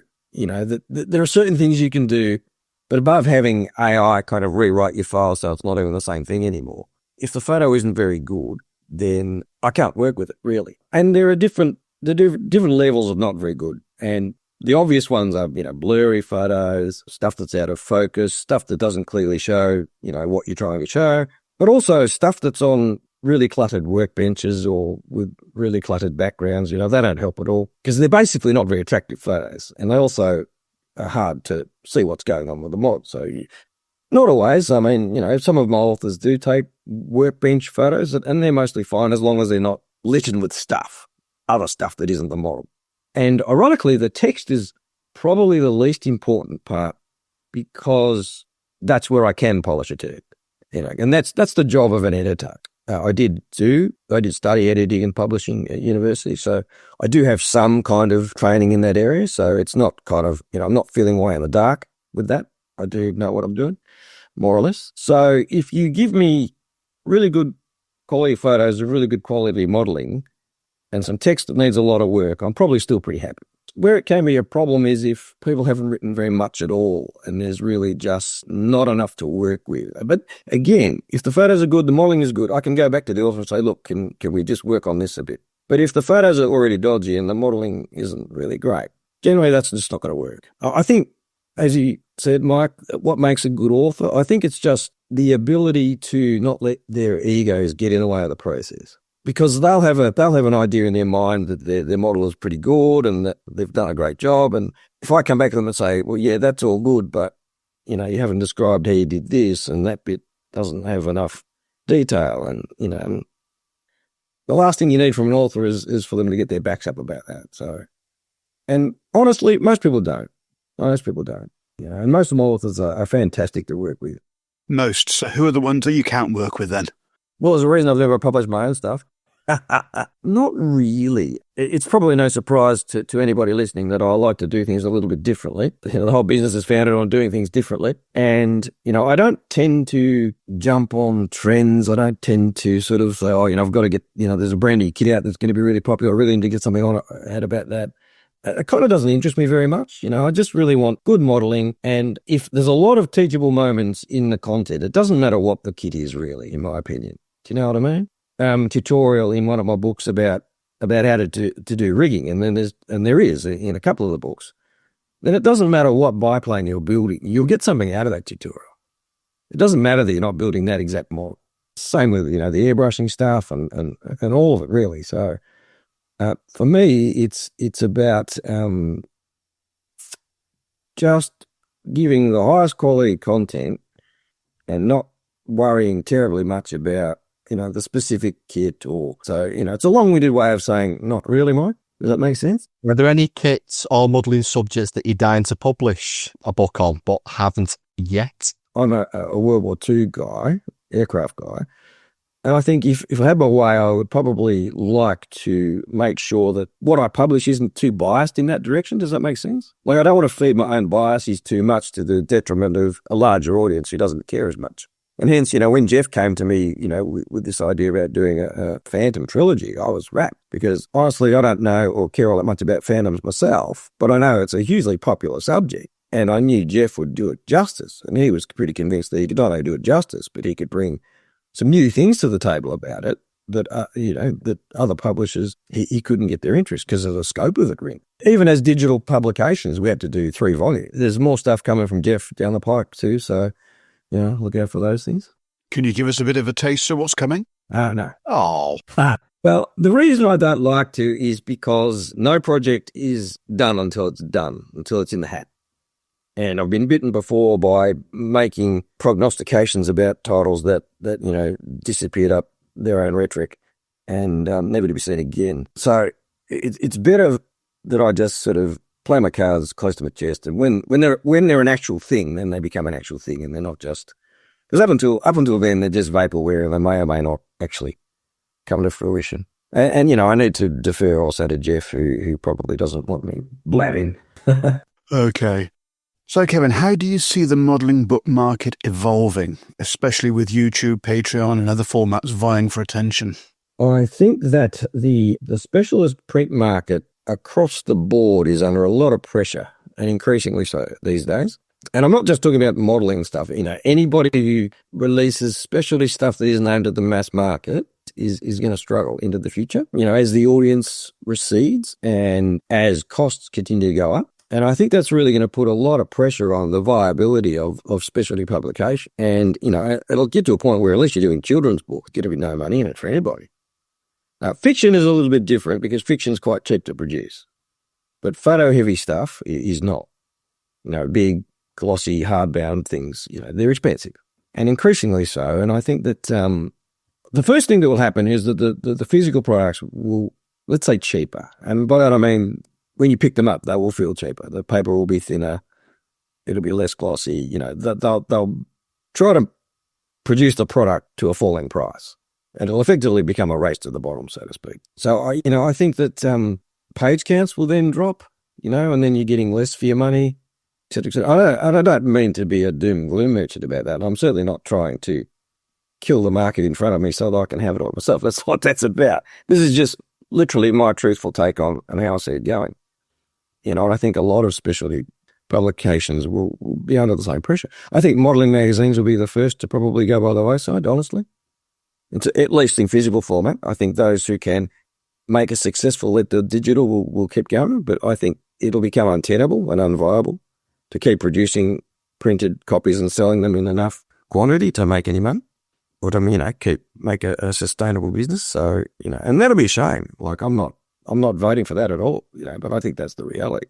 But the thing that rails against that in our demographic is what I mentioned, right at the outset, is that as a bunch of aging white men, which most of the hobby is made up of, there is, and I know this personally from my own 80 years of experience, there's a very strong resistance to the digital format for books. And, this is one of the things I've been working hard to break that down. And I have had feedback from some customers who've said, you know what, I wasn't keen on this digital thing, but I bought one of your books and you converted me, which is wonderful to hear. But I don't think that's going to be a common occurrence. I think there's a lot of people, I'm approaching 60 now myself. I won't pressure you guys into giving that away. But, I think there's a lot of people in my age bracket in this hobby who will go to their grave clutching their book, and they won't have it any other way. So that will sustain the modelling book industry for as long as those people are upright. But eventually, and if you look forward 20 years, I think that possibly a thing of the past, but we'll see. It could be that, a new format comes on board that makes what I do completely redundant as well. And I get bypassed, so that's possible, but hopefully not. It's like the evolution of vinyl to CD to Blu-ray, etc. And back again. The actual transition is actually evolving all the time, but obviously we've been stuck with the paper format for many centuries. The evolution and transition to online is a logical one to make. And the way that I potentially see this happening is more interactive content. So in my mind, you will have a sort of a morph between the PDF and YouTube. So you're actually going to get some footage of what you're actually building or step by step, potentially going down that route. I've actually thought about that particular avenue a lot in recent times. It's technically possible with the PDF format, which is obviously what I use, but it can't be done at the source. You have to actually embed that content into the PDF itself. That's not really practical at this stage. What is easy to do is just to provide a link in the PDF to a YouTube video without having, and perhaps even embed a thumbnail of it or that sort of thing. That's really easy to do. And I just haven't had calls to do that yet. In fact, one of the books I did publish recently was Peter Castle's build recently. It's probably 3 years ago now, but Peter Castle's build, I'm sure you all know who Peter Castle is from Airscale. He scratch built a 1/18th scale Hawker Fury, the biplane. Incredible build. So we published that, and he had a whole bunch of videos prepared of some of his metalwork construction. It wasn't directly related to that build, but it was related to the techniques he was using. And I said to Peter, well, let's publish those videos as part of the book. We can integrate. And in the end, we didn't do it because he felt that he'd already moved on from some of those techniques and they weren't valid anymore. So it didn't happen. But, the potential was there to actually include a whole bunch of interactive content kind of secondhand. But unfortunately, while the PDF format is what it is, I can't really embed that sort of content. And obviously, there's a file size issue as well. Some of my files are already quite large for PDFs. Once you start embedding things like video, they'll get out of hand, unfortunately. We're looking at storage and everything and the other issues, but in the coming years as things evolve, I can see it being a natural transition, in my opinion. Yeah, quite possibly. I mean, interestingly, I went back to uni in my early 30s in 1999 and I got myself a degree in multimedia, which I thought was going to be, the next big thing, and I'd be set for life. This is multimedia. Anyway, 2 years after I graduated, the bottom fell out of the market and was never seen again. And we're talking about interactive CDs and things like that, right? They were really just a blip on the radar at the time. Well, at the time we thought they were going to be the next big thing and here forever. In hindsight, they were just a blip, and anybody who's still hanging on to a copy of Encarta will know what I'm talking about. But in some ways, I wish they were still a thing because they would suit me now down to the ground, to be able to publish books in CD format full of video and all that sort of. The problem is that the authoring tools really aren't there anymore. They were big in the late 90s and through to the mid-2000s. Authoring tools were everywhere and you could really produce some amazing content. They're all withered and died and blown away in the dust. So there's really not the tools anymore to create that kind of content, let alone to kind of read it on your computer. So it's a nice idea. I'd love to, have the ability to do something like that. But then again, we're back to a physical medium. I would have to ship CDs to people. And that's what I'm trying to avoid. We're in a downloadable world these days, and that's, that's the world I'm trying to participate in. So, and to everybody who says, but all my real books, I can imagine these guys sitting at home on the computers printing out the internet, which, to me seems ludicrous, but I'm happy to do it with everything else. So, yeah, like I say, and, I'm not trying to, I don't consider people who won't consider an ebook. I don't consider them part of my audience. I'm not really trying to market to those people because I'm not, as I said earlier, I'm not trying to convince anybody that they're wrong. I'm just trying to find the people who do love this stuff and give them product. And then hopefully on the fringes, things soften a little bit and that fringe widens a little bit, and the playing field becomes a little bit wider and people buy in a little bit more. And that's a gradual iterative process as people's attitudes soften through exposure, basically. So with your content at the moment, it's obviously primarily aviation driven, but have you looked at potentially going into AFVs or other genres of models? I was just about to say that.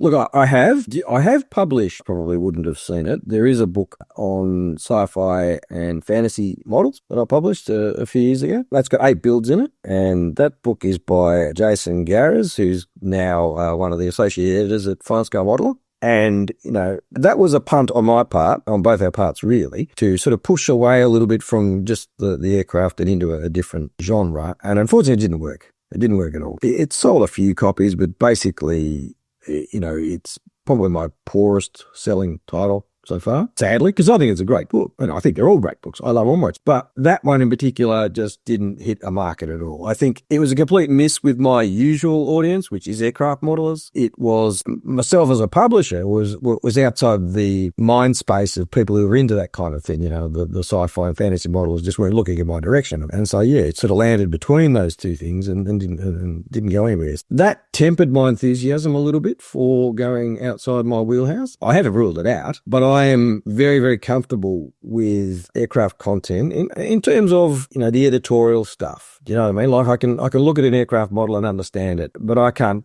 tell a Tiger tank from a street sign, honestly. And so I don't know what a good armor model looks like compared to a bad one, which would leave me vulnerable to publishing garbage and not realizing it, which, is absolutely what I don't want to do. Now, obviously, the way to get around that is to just work with established names. And I've had half a conversation with the likes of Sam Dwyer. And ironically, if Sam were to write a book for me, it would probably be an aircraft title at this point. That may or may not happen. It's more about the fact that I think if I stick to my wheelhouse, my content will be better than if I stray. Does that make sense? That makes perfect sense. Well, Kevin, thank you for taking us behind the scenes at KLP and giving us a glimpse of the craft, care and community focus that drives every release. Whether you're building a 132nd F-16 or just craving something more in-depth than your average instruction sheet, we highly recommend checking out the full KLP catalogue over at www.klp.com.au. And don't forget, every ebook you buy helps support the authors, the builders, and the innovation in our hobby. Remember, a great model always starts with great reference material. Kevin, thank you for coming on, and please keep in touch in the future. My pleasure, guys. Thank you for having me. You're very welcome, Kevin. Thank you very much.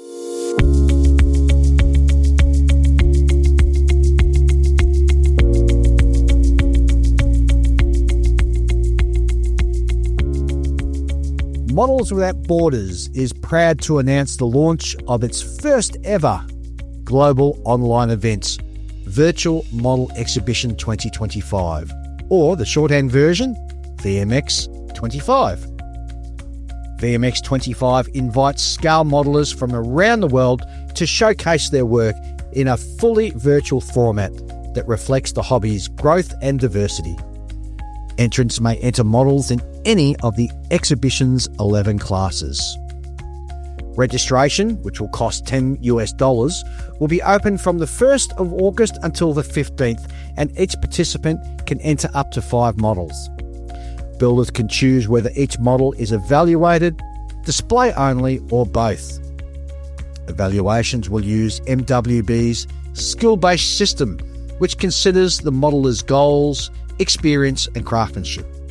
The system is designed to support growth, celebrate creativity and recognise achievement across all skill levels, without comparison or competition. VMX25 winners will receive a unique gold, silver or bronze awards or a certificate of merit. VMX25 will take place after registrations are complete, and for updates please visit www.modelers, that's with 2 L's, modelers.org, and subscribe or follow Modelers Without Borders on social media.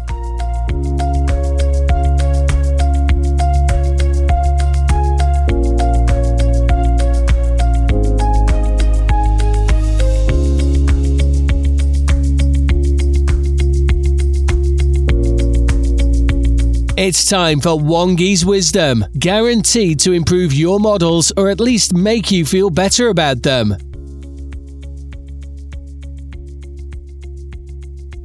Hiya guys, so it's more Wongy's Wisdom. Right, this time I'm going to tell you about a simple way to do snow effects. So let me start by saying there are a multitude of snow effect products out there, but they do the same job as what I'm going to tell you. However, you'll have all the materials you actually need from episodes 2 and 3 to do this. So I'll run through these right now. So you're going to need the Woodland Scenic Snuff Snowflake, PVA glue, Mod Podge, ready to use filler, ideally that dries white, a flexible scraper, an old plastic mixing cup and some coffee stirrers, an old brush, MDF base for the diorama and any scrap materials for slopes, etc. Okay, let's do it. If you heard my chat about wetting and fixing solutions in episode 3, then you're good to go, you can carry on.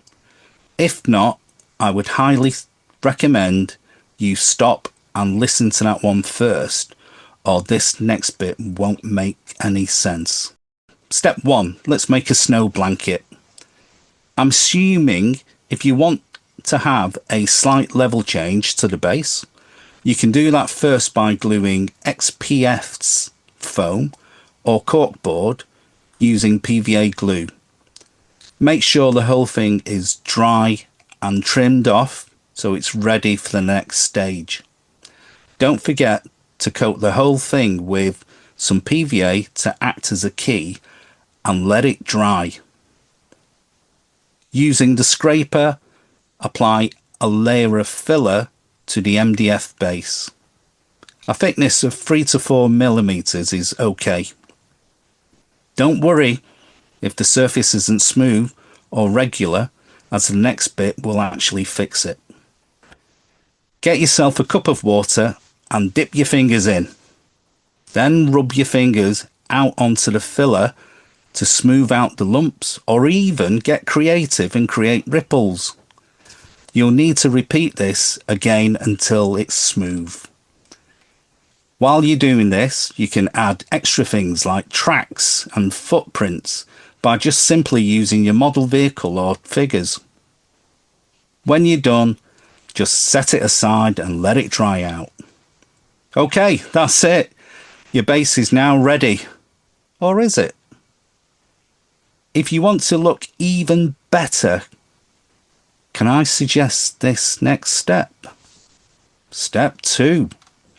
Using some simple snow effects. So using the wetting solution that I mentioned earlier, mist the area of the diorama base to break the surface tension. Now, using a brush, apply some neat Mod Podge to the diorama. Gently scatter the Woodland Scenic Snowflake onto the base and fix it using the fixing solution. I actually find a dropper is easier. This is where a bit of patience comes in. Now let the whole thing dry and repeat to build up the effect. Once dry, you can fix the model in place, but you may need to scrape away some of the snow. Then you can apply a mist of the wetting solution to the area where tracks or footprints are made. Using the mixing cup, put a small quantity of neat Mod Podge and slowly add the snowflake material.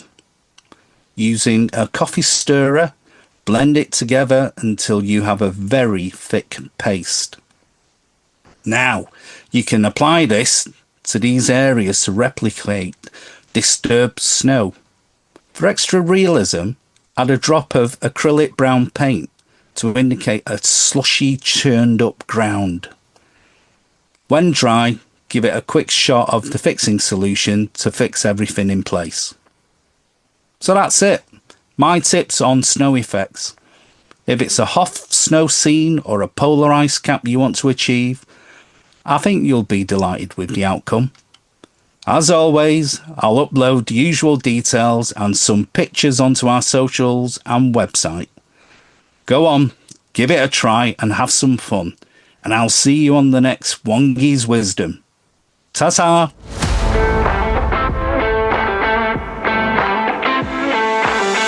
Please support veterans, service personnel and blue light services through scale modelling therapy. Visit modelsforheroes.org.uk, where plastic, paint and purpose come together. Right then, Benchmates, we're joined by a modeller whose plastic productivity under camera lights puts most of us on the pod to shame. If you've ever found yourself glued to YouTube at 2 a.m, watching someone paint a cockpit like it's a work of a Renaissance artist, odds are you've stumbled across Mach Models. Run by Luke Flynn, it's a channel that's quietly become a go-to to clean builds, slick edits, and a refreshingly honest approach to the hobby. Luke's been at it for around 3 years now, and he'll be the first to say he's still learning every step of the way. His comfort zone, 1/48 scale, but he's no stranger to pushing it to 1/72 or 32nd when the mood strikes. Subject-wise, he's an aircraft person through and through, but as he puts it himself, and I quote, "If it looks badass, I'll build it." From crisp cockpits to weathered warbirds, Luke built a community around skill, style, and staying curious. So let's find out what it's really like to model under the spotlight of the camera lens. Luke, welcome to Beyond the Box Art. Hiya, thank you very much for having me. I'm very excited to be here. Fantastic. Okay, let's start at the beginning. What got you into scale modelling in the first place? Was it a kit, a relative, or just a rainy Sunday? So I like to think that this probably all comes back down to my granddad. Throughout my youth, I was definitely pulled along RAF Hendon on most weeks when my granddad and myself had the chance. So just being surrounded by aviation has always kept me somewhat in a grasping distance of the scale modelling hobby. But it was really over lockdown, interestingly, when I had an abundance of time that I was stumbling through all of these weird little niche hobbies, and I just went on Amazon and ordered my first kit. So that's probably what got me into scale modelling in the first place, an abundance of time. Okay, so what was the first model you remember building, and the first one that you thought, I'm actually quite proud of this? So the first model I actually built was the Revel 1 to 144th scale Typhoon, which was actually quite good of a kit, to be completely honest. It went together in an afternoon and I was quite happy with the result. But the one model which stands out for me, where I stood back and I was like, whoa, this actually looks quite good, was Tamiya's F-15C in 1 to 48th scale. And this was the first time I used an airbrush on a model, and it did all the pre-shading and spent hours going around it. And it just popped out and it looked a little bit like all the builds you'd see online. So that was the first one where I was like, you know what, this actually looks quite good. That model's a really superb kit. Okay, let's fast forward a bit. What made you decide to start Mach Models on YouTube? Was it planned or a happy accident? It was slightly planned and a slight accident. So really all I was looking to do was create a bit of a log of all of my builds and also share my building process with a couple of friends and relatives who potentially I don't see that much or just were quite interested in the general build. And what better way to show them what I was doing than make a YouTube video on it? I had originally, a couple months prior, created an Instagram page, which I was slowly posting on, and I didn't have a huge following on it. I think a couple hundred followers, but it was kind of 3 months into it where I kind of bit the bullet and I made my first YouTube video, which was the 1 to 48th scale Airfix Hawker Hunter, which was, it was definitely, now looking back on it, a cringeworthy video, but I was very happy that I took the plunge and actually and went for it. We know that feeling. Just listen back to episode 1. I watched that video today and then I watched your last one, the P47, and the difference in your modelling is absolutely unbelievable. Yeah, no, it in all aspects. It's the video editing, the modeling itself. It is a crazy difference. So jealous of your airbrushing skill as well. And I used to think I was pretty good at it. Thank you very much. Okay, Wongy. How's your modelling technique evolved since you started filming the builds? Do you find yourself doing anything differently for camera as you would do off screen? Yeah, I think definitely. I'm quite lucky in the YouTube sort of scenario in I was only properly modeling for about, I think it was about 8 or 9 months beforehand. So I hadn't picked up any kind of proper habits, which I'm sure all of us model makers do have, before I started having to take into account, lighting, camera angles, what do I want to film, how do I want to film it. So a couple of the more YouTube related habits and things which I've picked up is this incredible ability to not actually look at my model when I'm modeling, instead looking through a very small screen. So that is one of the major skills which I've picked up. But also, I think everyone can usually agree when they look through the videos that the general modeling skills itself in all aspects, whether it be the build quality or the airbrushing or the weathering, they've all slowly improved over the 2.5 years I've been doing this now. I just can't believe you've only been at this for like less than 3 years. That's the thing. I am still a learner. It's amazing to see the videos. When you see the videos, you can actually see the improvement as you go along. Absolutely fantastic. Yeah, really good. Yeah, you get.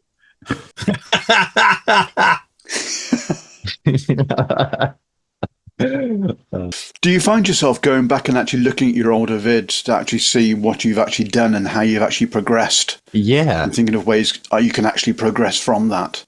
Yeah, definitely. And it's quite funny.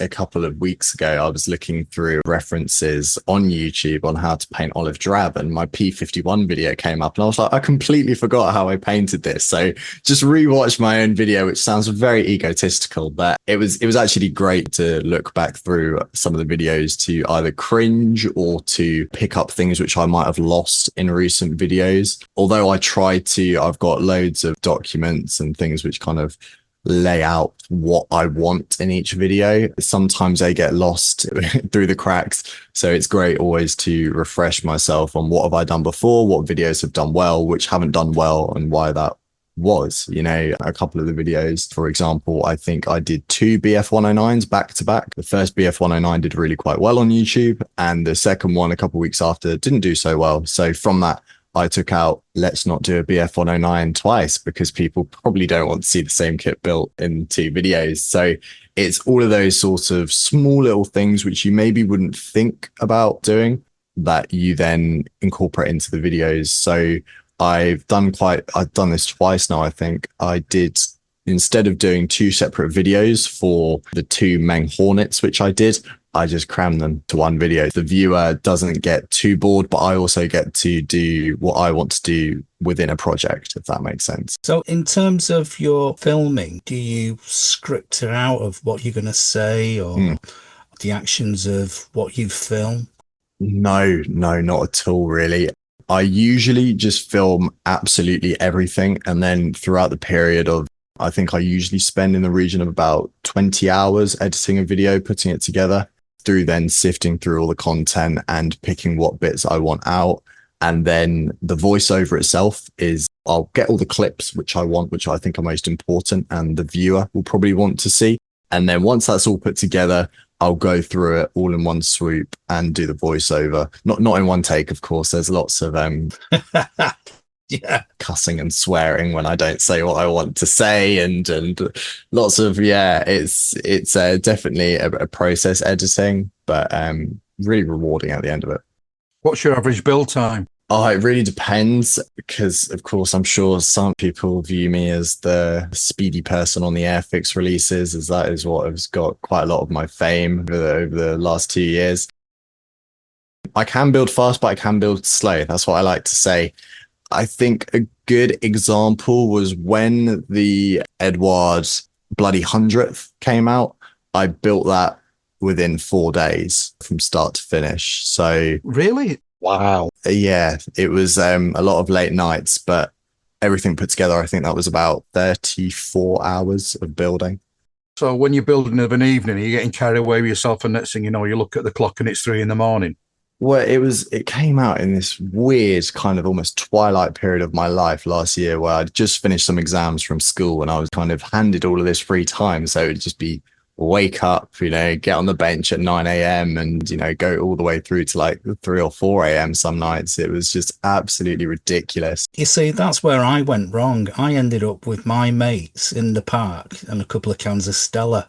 And it all went wrong. Yeah, no. So that is why I can build them quite quickly, or I can't build them as quickly at the moment because I'm now unfortunately employed. Very sad. Welcome to the real world. I know it's awful, but yeah, that is probably an average sort of build time in a new release. But for the P40, for example, I think I spent about a month and a half on it, and I don't have an exact sort of time, but it was every single night doing about 3 or 4 hours. So I noticed on your spray jobs, I mean, they're quite complicated, aren't they? You know, your black basing, and then you do the base, you know, once you've done that, and then you kind of muck it up, you get all kinds of different colors on it, and then you go over it again in the top coat again to sort of, I don't know, what, join it all together, make it all become one. How long does that kind of take you? So on these new modern Edward kits, it takes absolutely ages. I'm sure everyone here knows the rivet and the surface detail is to die for, but if you paint how I want to paint, it is an absolute nightmare. So the painting is usually the longest part. I think on the top surface of the olive drab on the P40, it was definitely around about the 18-hour mark. And then for underside, I think it was only about 12 hours. But as you've highlighted, it is going through each individual one. And there's many a time where I don't like it and you don't see it on camera, and I go back over it, you know, reprime it and retry it again. And there are some stages which are missed out in the video because I really don't think anyone is too interested in seeing me use an airbrush up close for like 20 minutes just picking out little rivet lines. They were my favourite bits, because I was watching some of those and I thought, bloody hell, how was he getting that line so fine? Yet your airbrush looked like it was quite a distance away from the model, yet the lines you were getting were amazing. And I wouldn't mind. I've got an airbrush that's supposed to be 5 times better than yours, but you're getting 10 times better. Better results. Yeah, to be honest, my whole painting did change when I did get the Mr. Hobby Pro Convoy. It was just, for me, it is one of those brushes. I'm sure everyone has it, where they find a brush which just works for them. It's very much separated between Hodder and Steenbeck and the rest of the world. Yeah, I noticed you had a harder on the first one you had was the harder and Steenbeck, wasn't the Infinity? And I just didn't manage to get on with that as a brush. But then the Mr. Hobby Pro Convoy, it just seems to work so well. As you say, I can get it so fine. It just does what I want it to do in a brush, and it's absolutely brilliant. Okay, Nevs. Could you talk us or walk us through what the filming setup looks like for you? Are we talking like Pinewood Studios, kind of having different rigs, ring lights, whatever? Or are we literally looking at clipping your phone to a lamp, using a bit of tape, propping things up? What is your typical filming setup? Yeah, so my filming setup has definitely evolved over the years as well. It's one of those things which has changed with me as my skills progressed. But first started out, it was just my phone and, as you say, literally taping it to the side of a pole. There was no tripod involved, no nothing. It was the most janky looking setup ever, and there were many an instance where my phone did actually slip and slide and fall onto a model. So if you saw any dents on the wings in any of my earlier builds, that is the reason. The secret is now out. But over the past year, it's been quite linear, my setup, and you usually see that in the videos.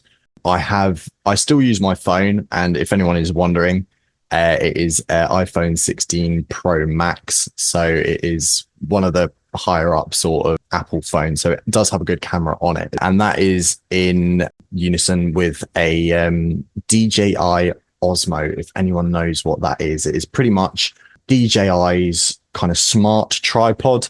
It is a battery powered tripod, which doesn't sound very smart, but it acts a little bit like a gimbal as well. So it has auto leveling. You can muck around with the angle of it just by using almost like a joystick sort of controller. It is much easier to use. So that sits right in front of me on the desk. And then I have, I believe it is 3 main lights. You might have seen them on Amazon or around there, like the bar lights. I have them strapped to the side of my desk. One is directly over, and then you have 2 on either side. And then I also have a ring light, which sits behind it as well. So that is the general lighting setup. Many people ask about the background in my video. How is it so white and crispy. It is just a big roll of A1 white paper, which I seem to replace almost every 10 minutes because I'm not very clean.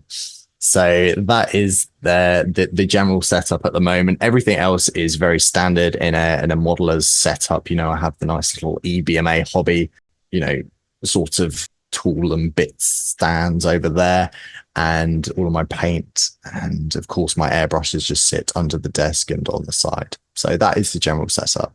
I know you talk about like the ring light, and it probably makes you look a bit like a biblical angel having it behind you. But in terms of the lighting at the side, taking the filming out of it, does it actually help in terms of just cracking on with modelling? Does it help with seeing the details? No, not at all, because then I have a huge camera in front of me. So it's, I think I mentioned it earlier, I do not see any of the stuff which I'm modeling in front of me. It's all done directly through the camera.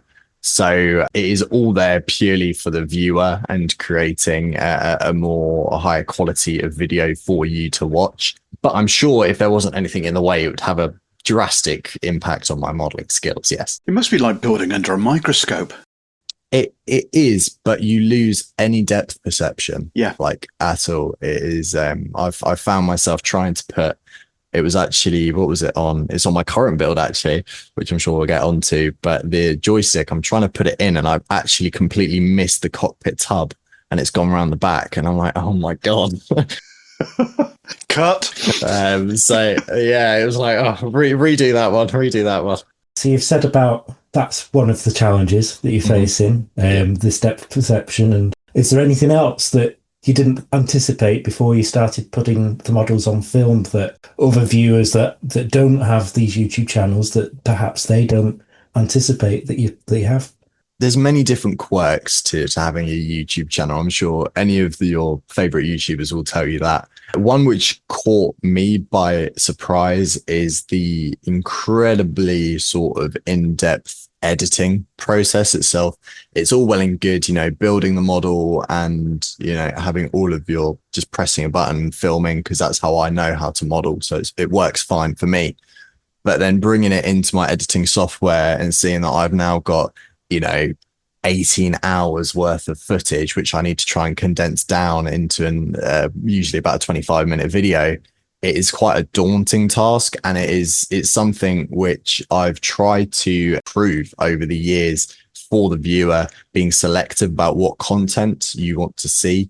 So that's one of the main challenges which I personally have. Another one is subject selection. It's a lot of people just think being a YouTuber is well and easy, but it's selecting the subject which the viewer seems to want to see is very, very important. It is probably overlooked incredibly and rightfully so. I mean, I'm sure you look on YouTube and it's like, oh, great, you know, he's done a Phantom, he's done an F-18, he's done a P-40. That's great. But I think on the whole, we all put an incredible amount of thought into our lineup and our build schedule and what is going to keep it diverse and keep you, the viewer, engaged with our personal content. Have you ever thought about doing multiple videos on the same build? You know, there's a lot of guys out there that do, you know, like P40 part 1, part 2. For me personally, I'm not a fan of the part videos. If I've clicked on a video, I want to see that model from start to finish, and I can pick and choose what I want to see in it. Well, it's almost like, you know, you're watching your favorite TV show and you're really enjoying it, and then all of a sudden you've got to wait another 2 or 3 weeks until the next part comes out. And for me, I know it annoyed me when I was watching YouTube. So personal preference, I have never wanted to do that on YouTube, just in case it causes an inconvenience to the viewer.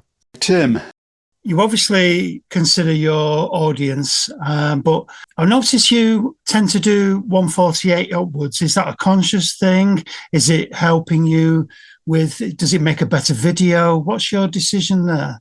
So scales, I think have quite a big impact on how good a video or how well a video does perform.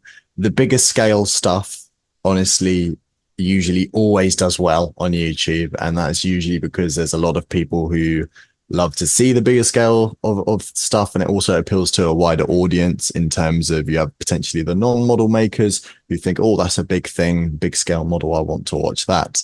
However, I think popularity wise, in a general consensus, 1/48 works for me. It's what I like to model. It's a good scale for me in how my airbrushing and how I like to model.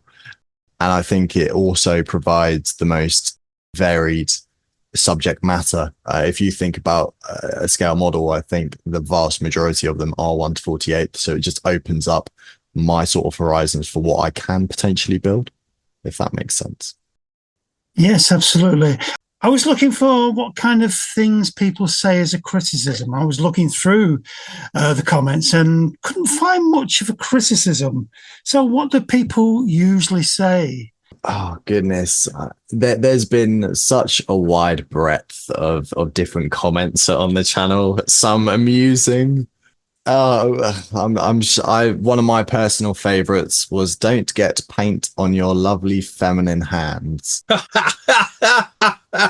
I was in shock.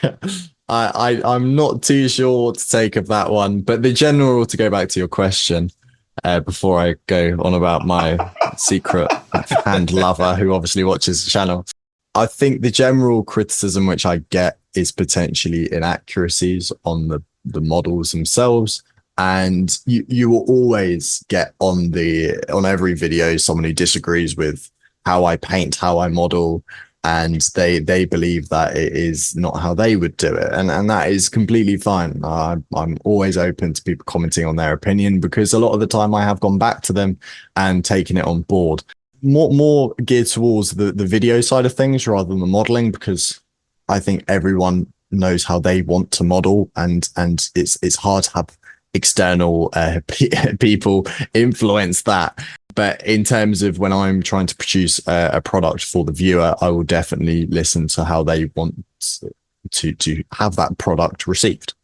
I think that comes across in your commentary, because I won't say self-deprecating. I can't even say it's self-deprecating, but some of the comments you make, you say, if I did this again, or I may have done this a little bit too much, and you don't hold back on that. Is that a conscious thing? Yeah, definitely, because in my eyes, I've only been doing this for 3 years. I mean, I still very much view myself as quite a newbie into this, and I'm not going to go out there and say, this is the way to do it. This is, written in stone. This is how you have to make this model. I'm very much in all of my content saying, look, this is the model which I've got. If you've got the same model, that's great. This is how I've taken it on. Take from it what you want. I'm never, ever going to say, this is the exact color which you want to use. This is how you do that. It's just, it's unfortunately not how I want my content to come across. I've noticed you're not afraid to use your own colours. No, not at all. I mean, I've just used RLM82 to do bronze green on a US aircraft. Dear God. Oh, there'll be letters. There was my favourite comment on your, as I was scrolling through, Luke. I'm still working out whether it was a positive or a negative comment, but they just said, extremely strong British accents. And that was it. Yeah, no, I mean, I think I've got somewhere on my phone. I take loads of screenshots of my favorite comments, which seem to be put onto it. And I'm sure I'll be able to find a bank of them somewhere with some very odd sort of statements. But yeah, everyone seems to comment on one thing or another. Luke, get them all on a t-shirt, and that's merch for you, isn't it? You know what? I like it. Yeah. I'll tell you one thing I'd like to see you do, Luke, because I really like the way you contrast on your colours. I watched the 262 you did, and when I was flicking through some of your stuff, that instantly caught my eye, and I really like that. It's something I'm a fan of. Anything Fleet Air Arm, because that is a camouflage that is quite difficult to differentiate between the two colours. You see so many models done, and you can't tell. It just looks like a dirty, mucky model. Yeah. So it'd be great to see you do something like a sea fire or something like that. I recently did acquire Trumpeter's Barracuda, which has definitely floated my boat, even though it is such a weird looking thing. Yeah, no, I think I always seem to be drawn to the weird and wacky camouflages, as you saw through the 262. I mean, that is the most... Yeah, a bit of a challenge. Yeah, it's just, for me, I mean, you might be able to tell painting that is what I enjoy in modeling. It is what I seem to get the buzz out of. So naturally pushing myself in that side of things seemed to be a much easier, much more enjoyable thing to do. It was my thing as well. But whereas you are quite happy to use something that looks like the right colour or it's in the ballpark, I do the other thing. I'm the opposite. Yeah. I agonise over trying to get the correct colour, and I shouldn't. I used to be like that, but then I was looking at my models and I'm thinking, oh my God, the amount of different colours I'm putting into this colour.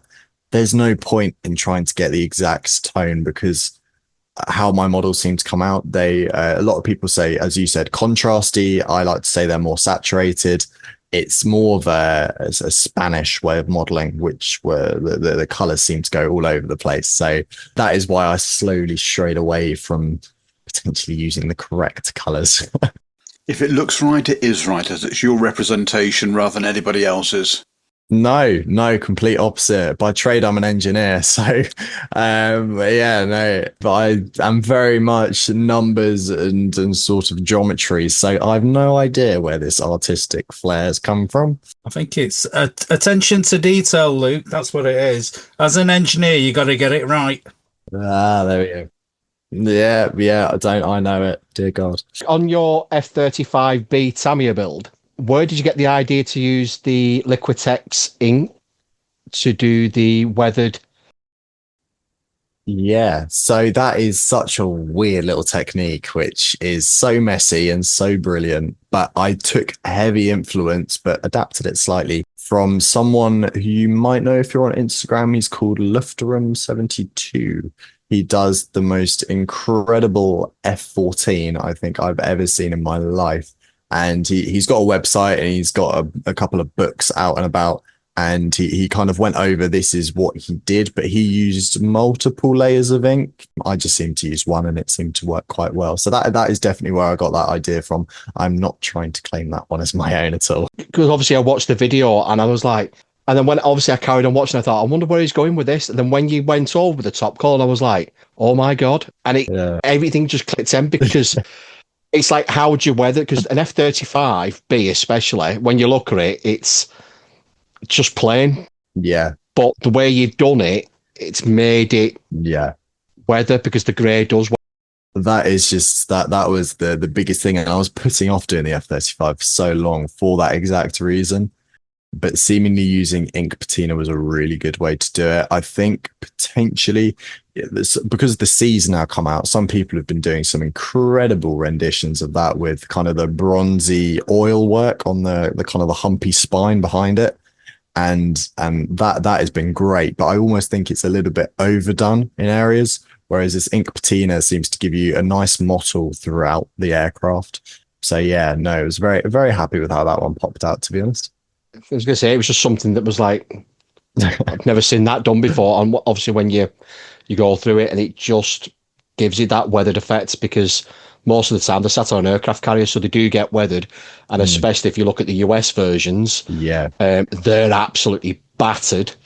And they're obviously quite grimy underneath as well. But the RAF ones and the fleet turnaround ones aren't, because they're still fairly new. But yeah, I will be using that technique in the future. Yeah, definitely. No, give it a go. Okay, Mark. What advice would you give to somebody who is thinking about starting a YouTube channel, especially in 2025? I think I would make sure that you're doing it for the right reasons. Never, I think, in my opinion, start a YouTube channel with model making to try and get exposure, fame, or anything like that, just because you will put yourself and burn yourself out of the hobby so quickly. It is such a different twist on this amazing hobby to then start trying to document something which everyone here knows is done on such small sort of distances and tolerances. It is absolutely insane. So to try and then incorporate a whole nother hobby on top of that, it is very overwhelming for someone just starting off. But if you do want to do it, for, just to show your friends and potentially get some exposure if you want to, I'd say start with a very small project and then slowly work your way into it. Reach out to people who know how to edit and know about filming and that side of things. I honestly answer so many emails and messages about that side of thing, and I'm always happy to help. And just make sure you enjoy the hobby still. Just retain some enjoyment in this hobby, because filming can take it out of it very, very quickly if you're not careful. Yeah, well, the other thing I would like to ask is, so when you're doing your models for your YouTube, do you ever build anything for yourself? Something you just want to build and not bother? Oh, right. So everything goes on the channel. Even if it is going awfully wrong, it will end up on the channel eventually at some point. They don't always necessarily come out in the right order, but sometimes I flip them around. I think the Hornets, they were definitely getting built and almost finished before the F-35, but the F-35 came out before, if that makes sense. So that I kind of flip them around just due to time constraints, or how I potentially want to keep the content diverse in that sort of essence. So I don't want to keep them. I like the videos because it's warts and all, isn't it? It's good and bad, which is great. Yeah. Absolutely brilliant. And are there any kits or any subjects that you're dying to build once anything that's coming out that I'll get that? Today actually was quite cool. The Qatari PRU Spitfire, that was like, wow, that looks really, really good. Have you got any other ones? I haven't actually. I haven't got around to building or getting them in the stash. So I'll have to try and get one of them. But there we go. Example A. They are brilliant. Yeah, they have looked absolutely brilliant. But other than that, I'm really quite eager about the Border Models Heinkel 111. That looks pretty darn good when that's going to come around in 35th. Yeah, big, but looks so cool. Other than that, I kind of just I do have a small sort of schedule lined up of what I expect to come out. Of course, new releases muck around with that so much, and they bash things out of the way. But yeah, on the whole, there's nothing which I'm really burning to build or get my hands on, which has been announced at the moment. Yeah, just keeping it going with the flow at the moment, I think. Okay, Mike. You've stated in your videos that you only use photo etch if it's essential. What was the reason behind this, and what accessories do you prefer or use in place, for example, like 3D printed resin? Yeah, so I think photo etch is one of those Marmite things. I think you either like using it or you absolutely despise it. For me, I despise it. I can never get it to do what I want it to do, and my super glue always cures too quickly and it gets stuck to me, and I've had pitot tubes hanging off my ears at one point, and it's just all getting very, very fed up with photo etch. So that's usually why I don't try to use it. But I prefer to use some of the resin wheels, for example, are absolutely beautiful, and I can see that they are a significant advantage and improvement over the kit details. And that is my overall sort of motto. If I see that it can really heavily improve the model, then I'll be inclined to go for it. A big example of this is 3D decals. I think they are absolutely superb, especially the Quinta ones. So that's when I'll potentially be much more inclined to look to use one of them, and definitely over photo etch, because I think photo etch is way too flat. Luke, you've obviously got the YouTube channel. What other outlets on social media do you frequently use, and how do people get in touch? Yeah, so YouTube, of course, is my main sort of go-to place for long-length content. However, I am frequently on Instagram, and I believe if you just put Mach Models, I should pop up, as I am verified on there. So fingers crossed, Instagram will do their thing and point you in the right direction. So that is where, if you really want to get a hold of me super quickly and in a quite not unconventional, but that sort of way, you can just ping me a message on there and I will try my best to reply. I'm also on Facebook, but it is under my name instead of Mach Models. So Luke Flynn, if you want to friend me on there.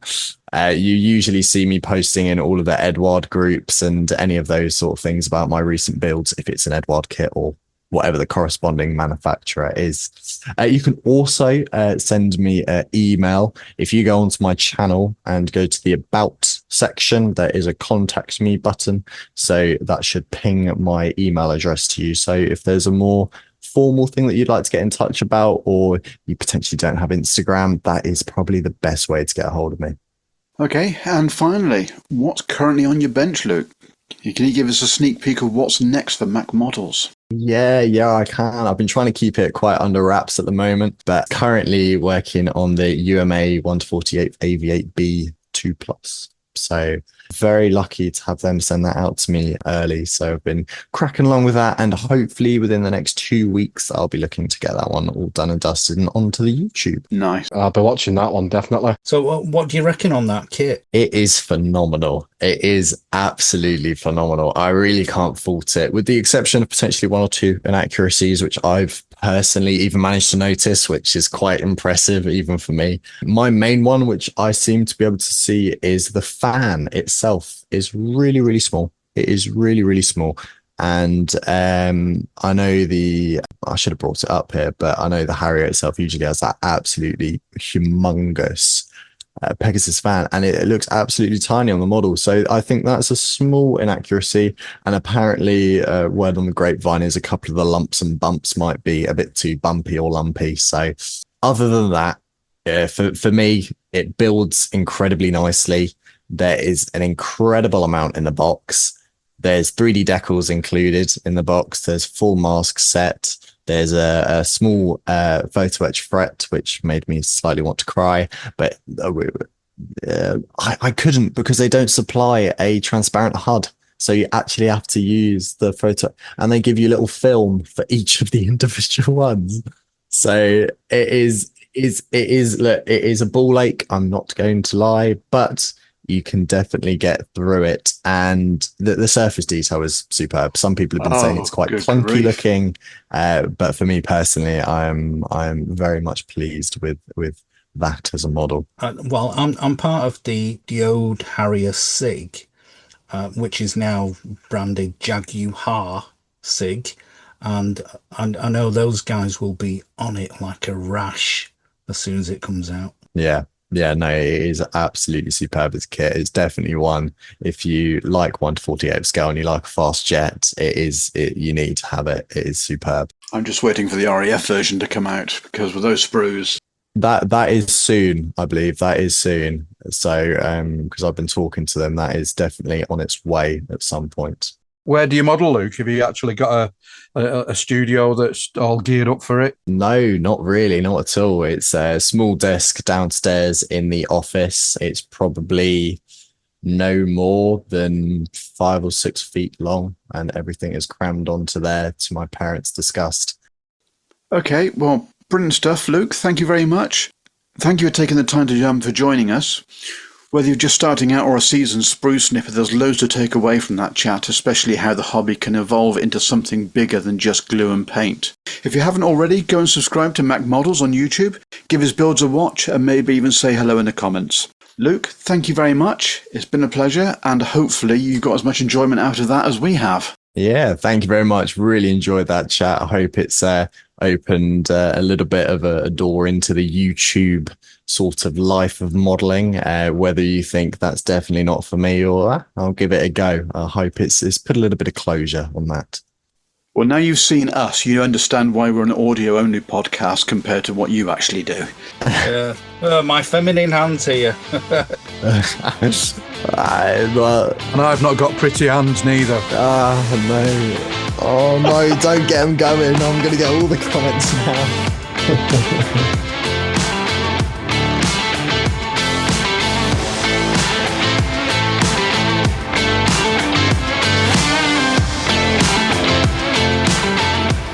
Well, that's a wrap for episode 5 of Beyond the Box Art, where today we turned the tables and took a peek through the other side of the lens with Luke. Massive thanks for lifting the lid, Luke, on the world of visual content creation. Proof that even when the paint fumes settle, there's still plenty of room for lights, camera and plastic action. Oh, God.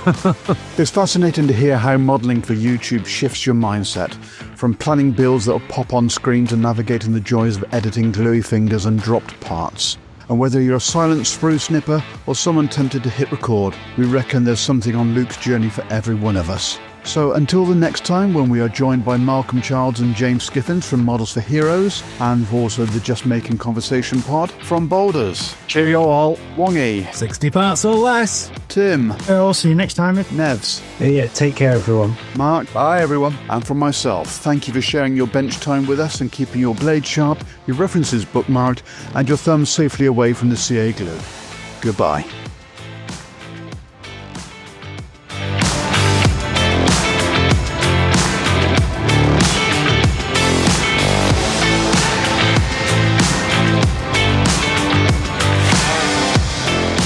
And why did you choose digital books specifically? Don't you say it, Boulders. I know it. That's going to be the outtakes.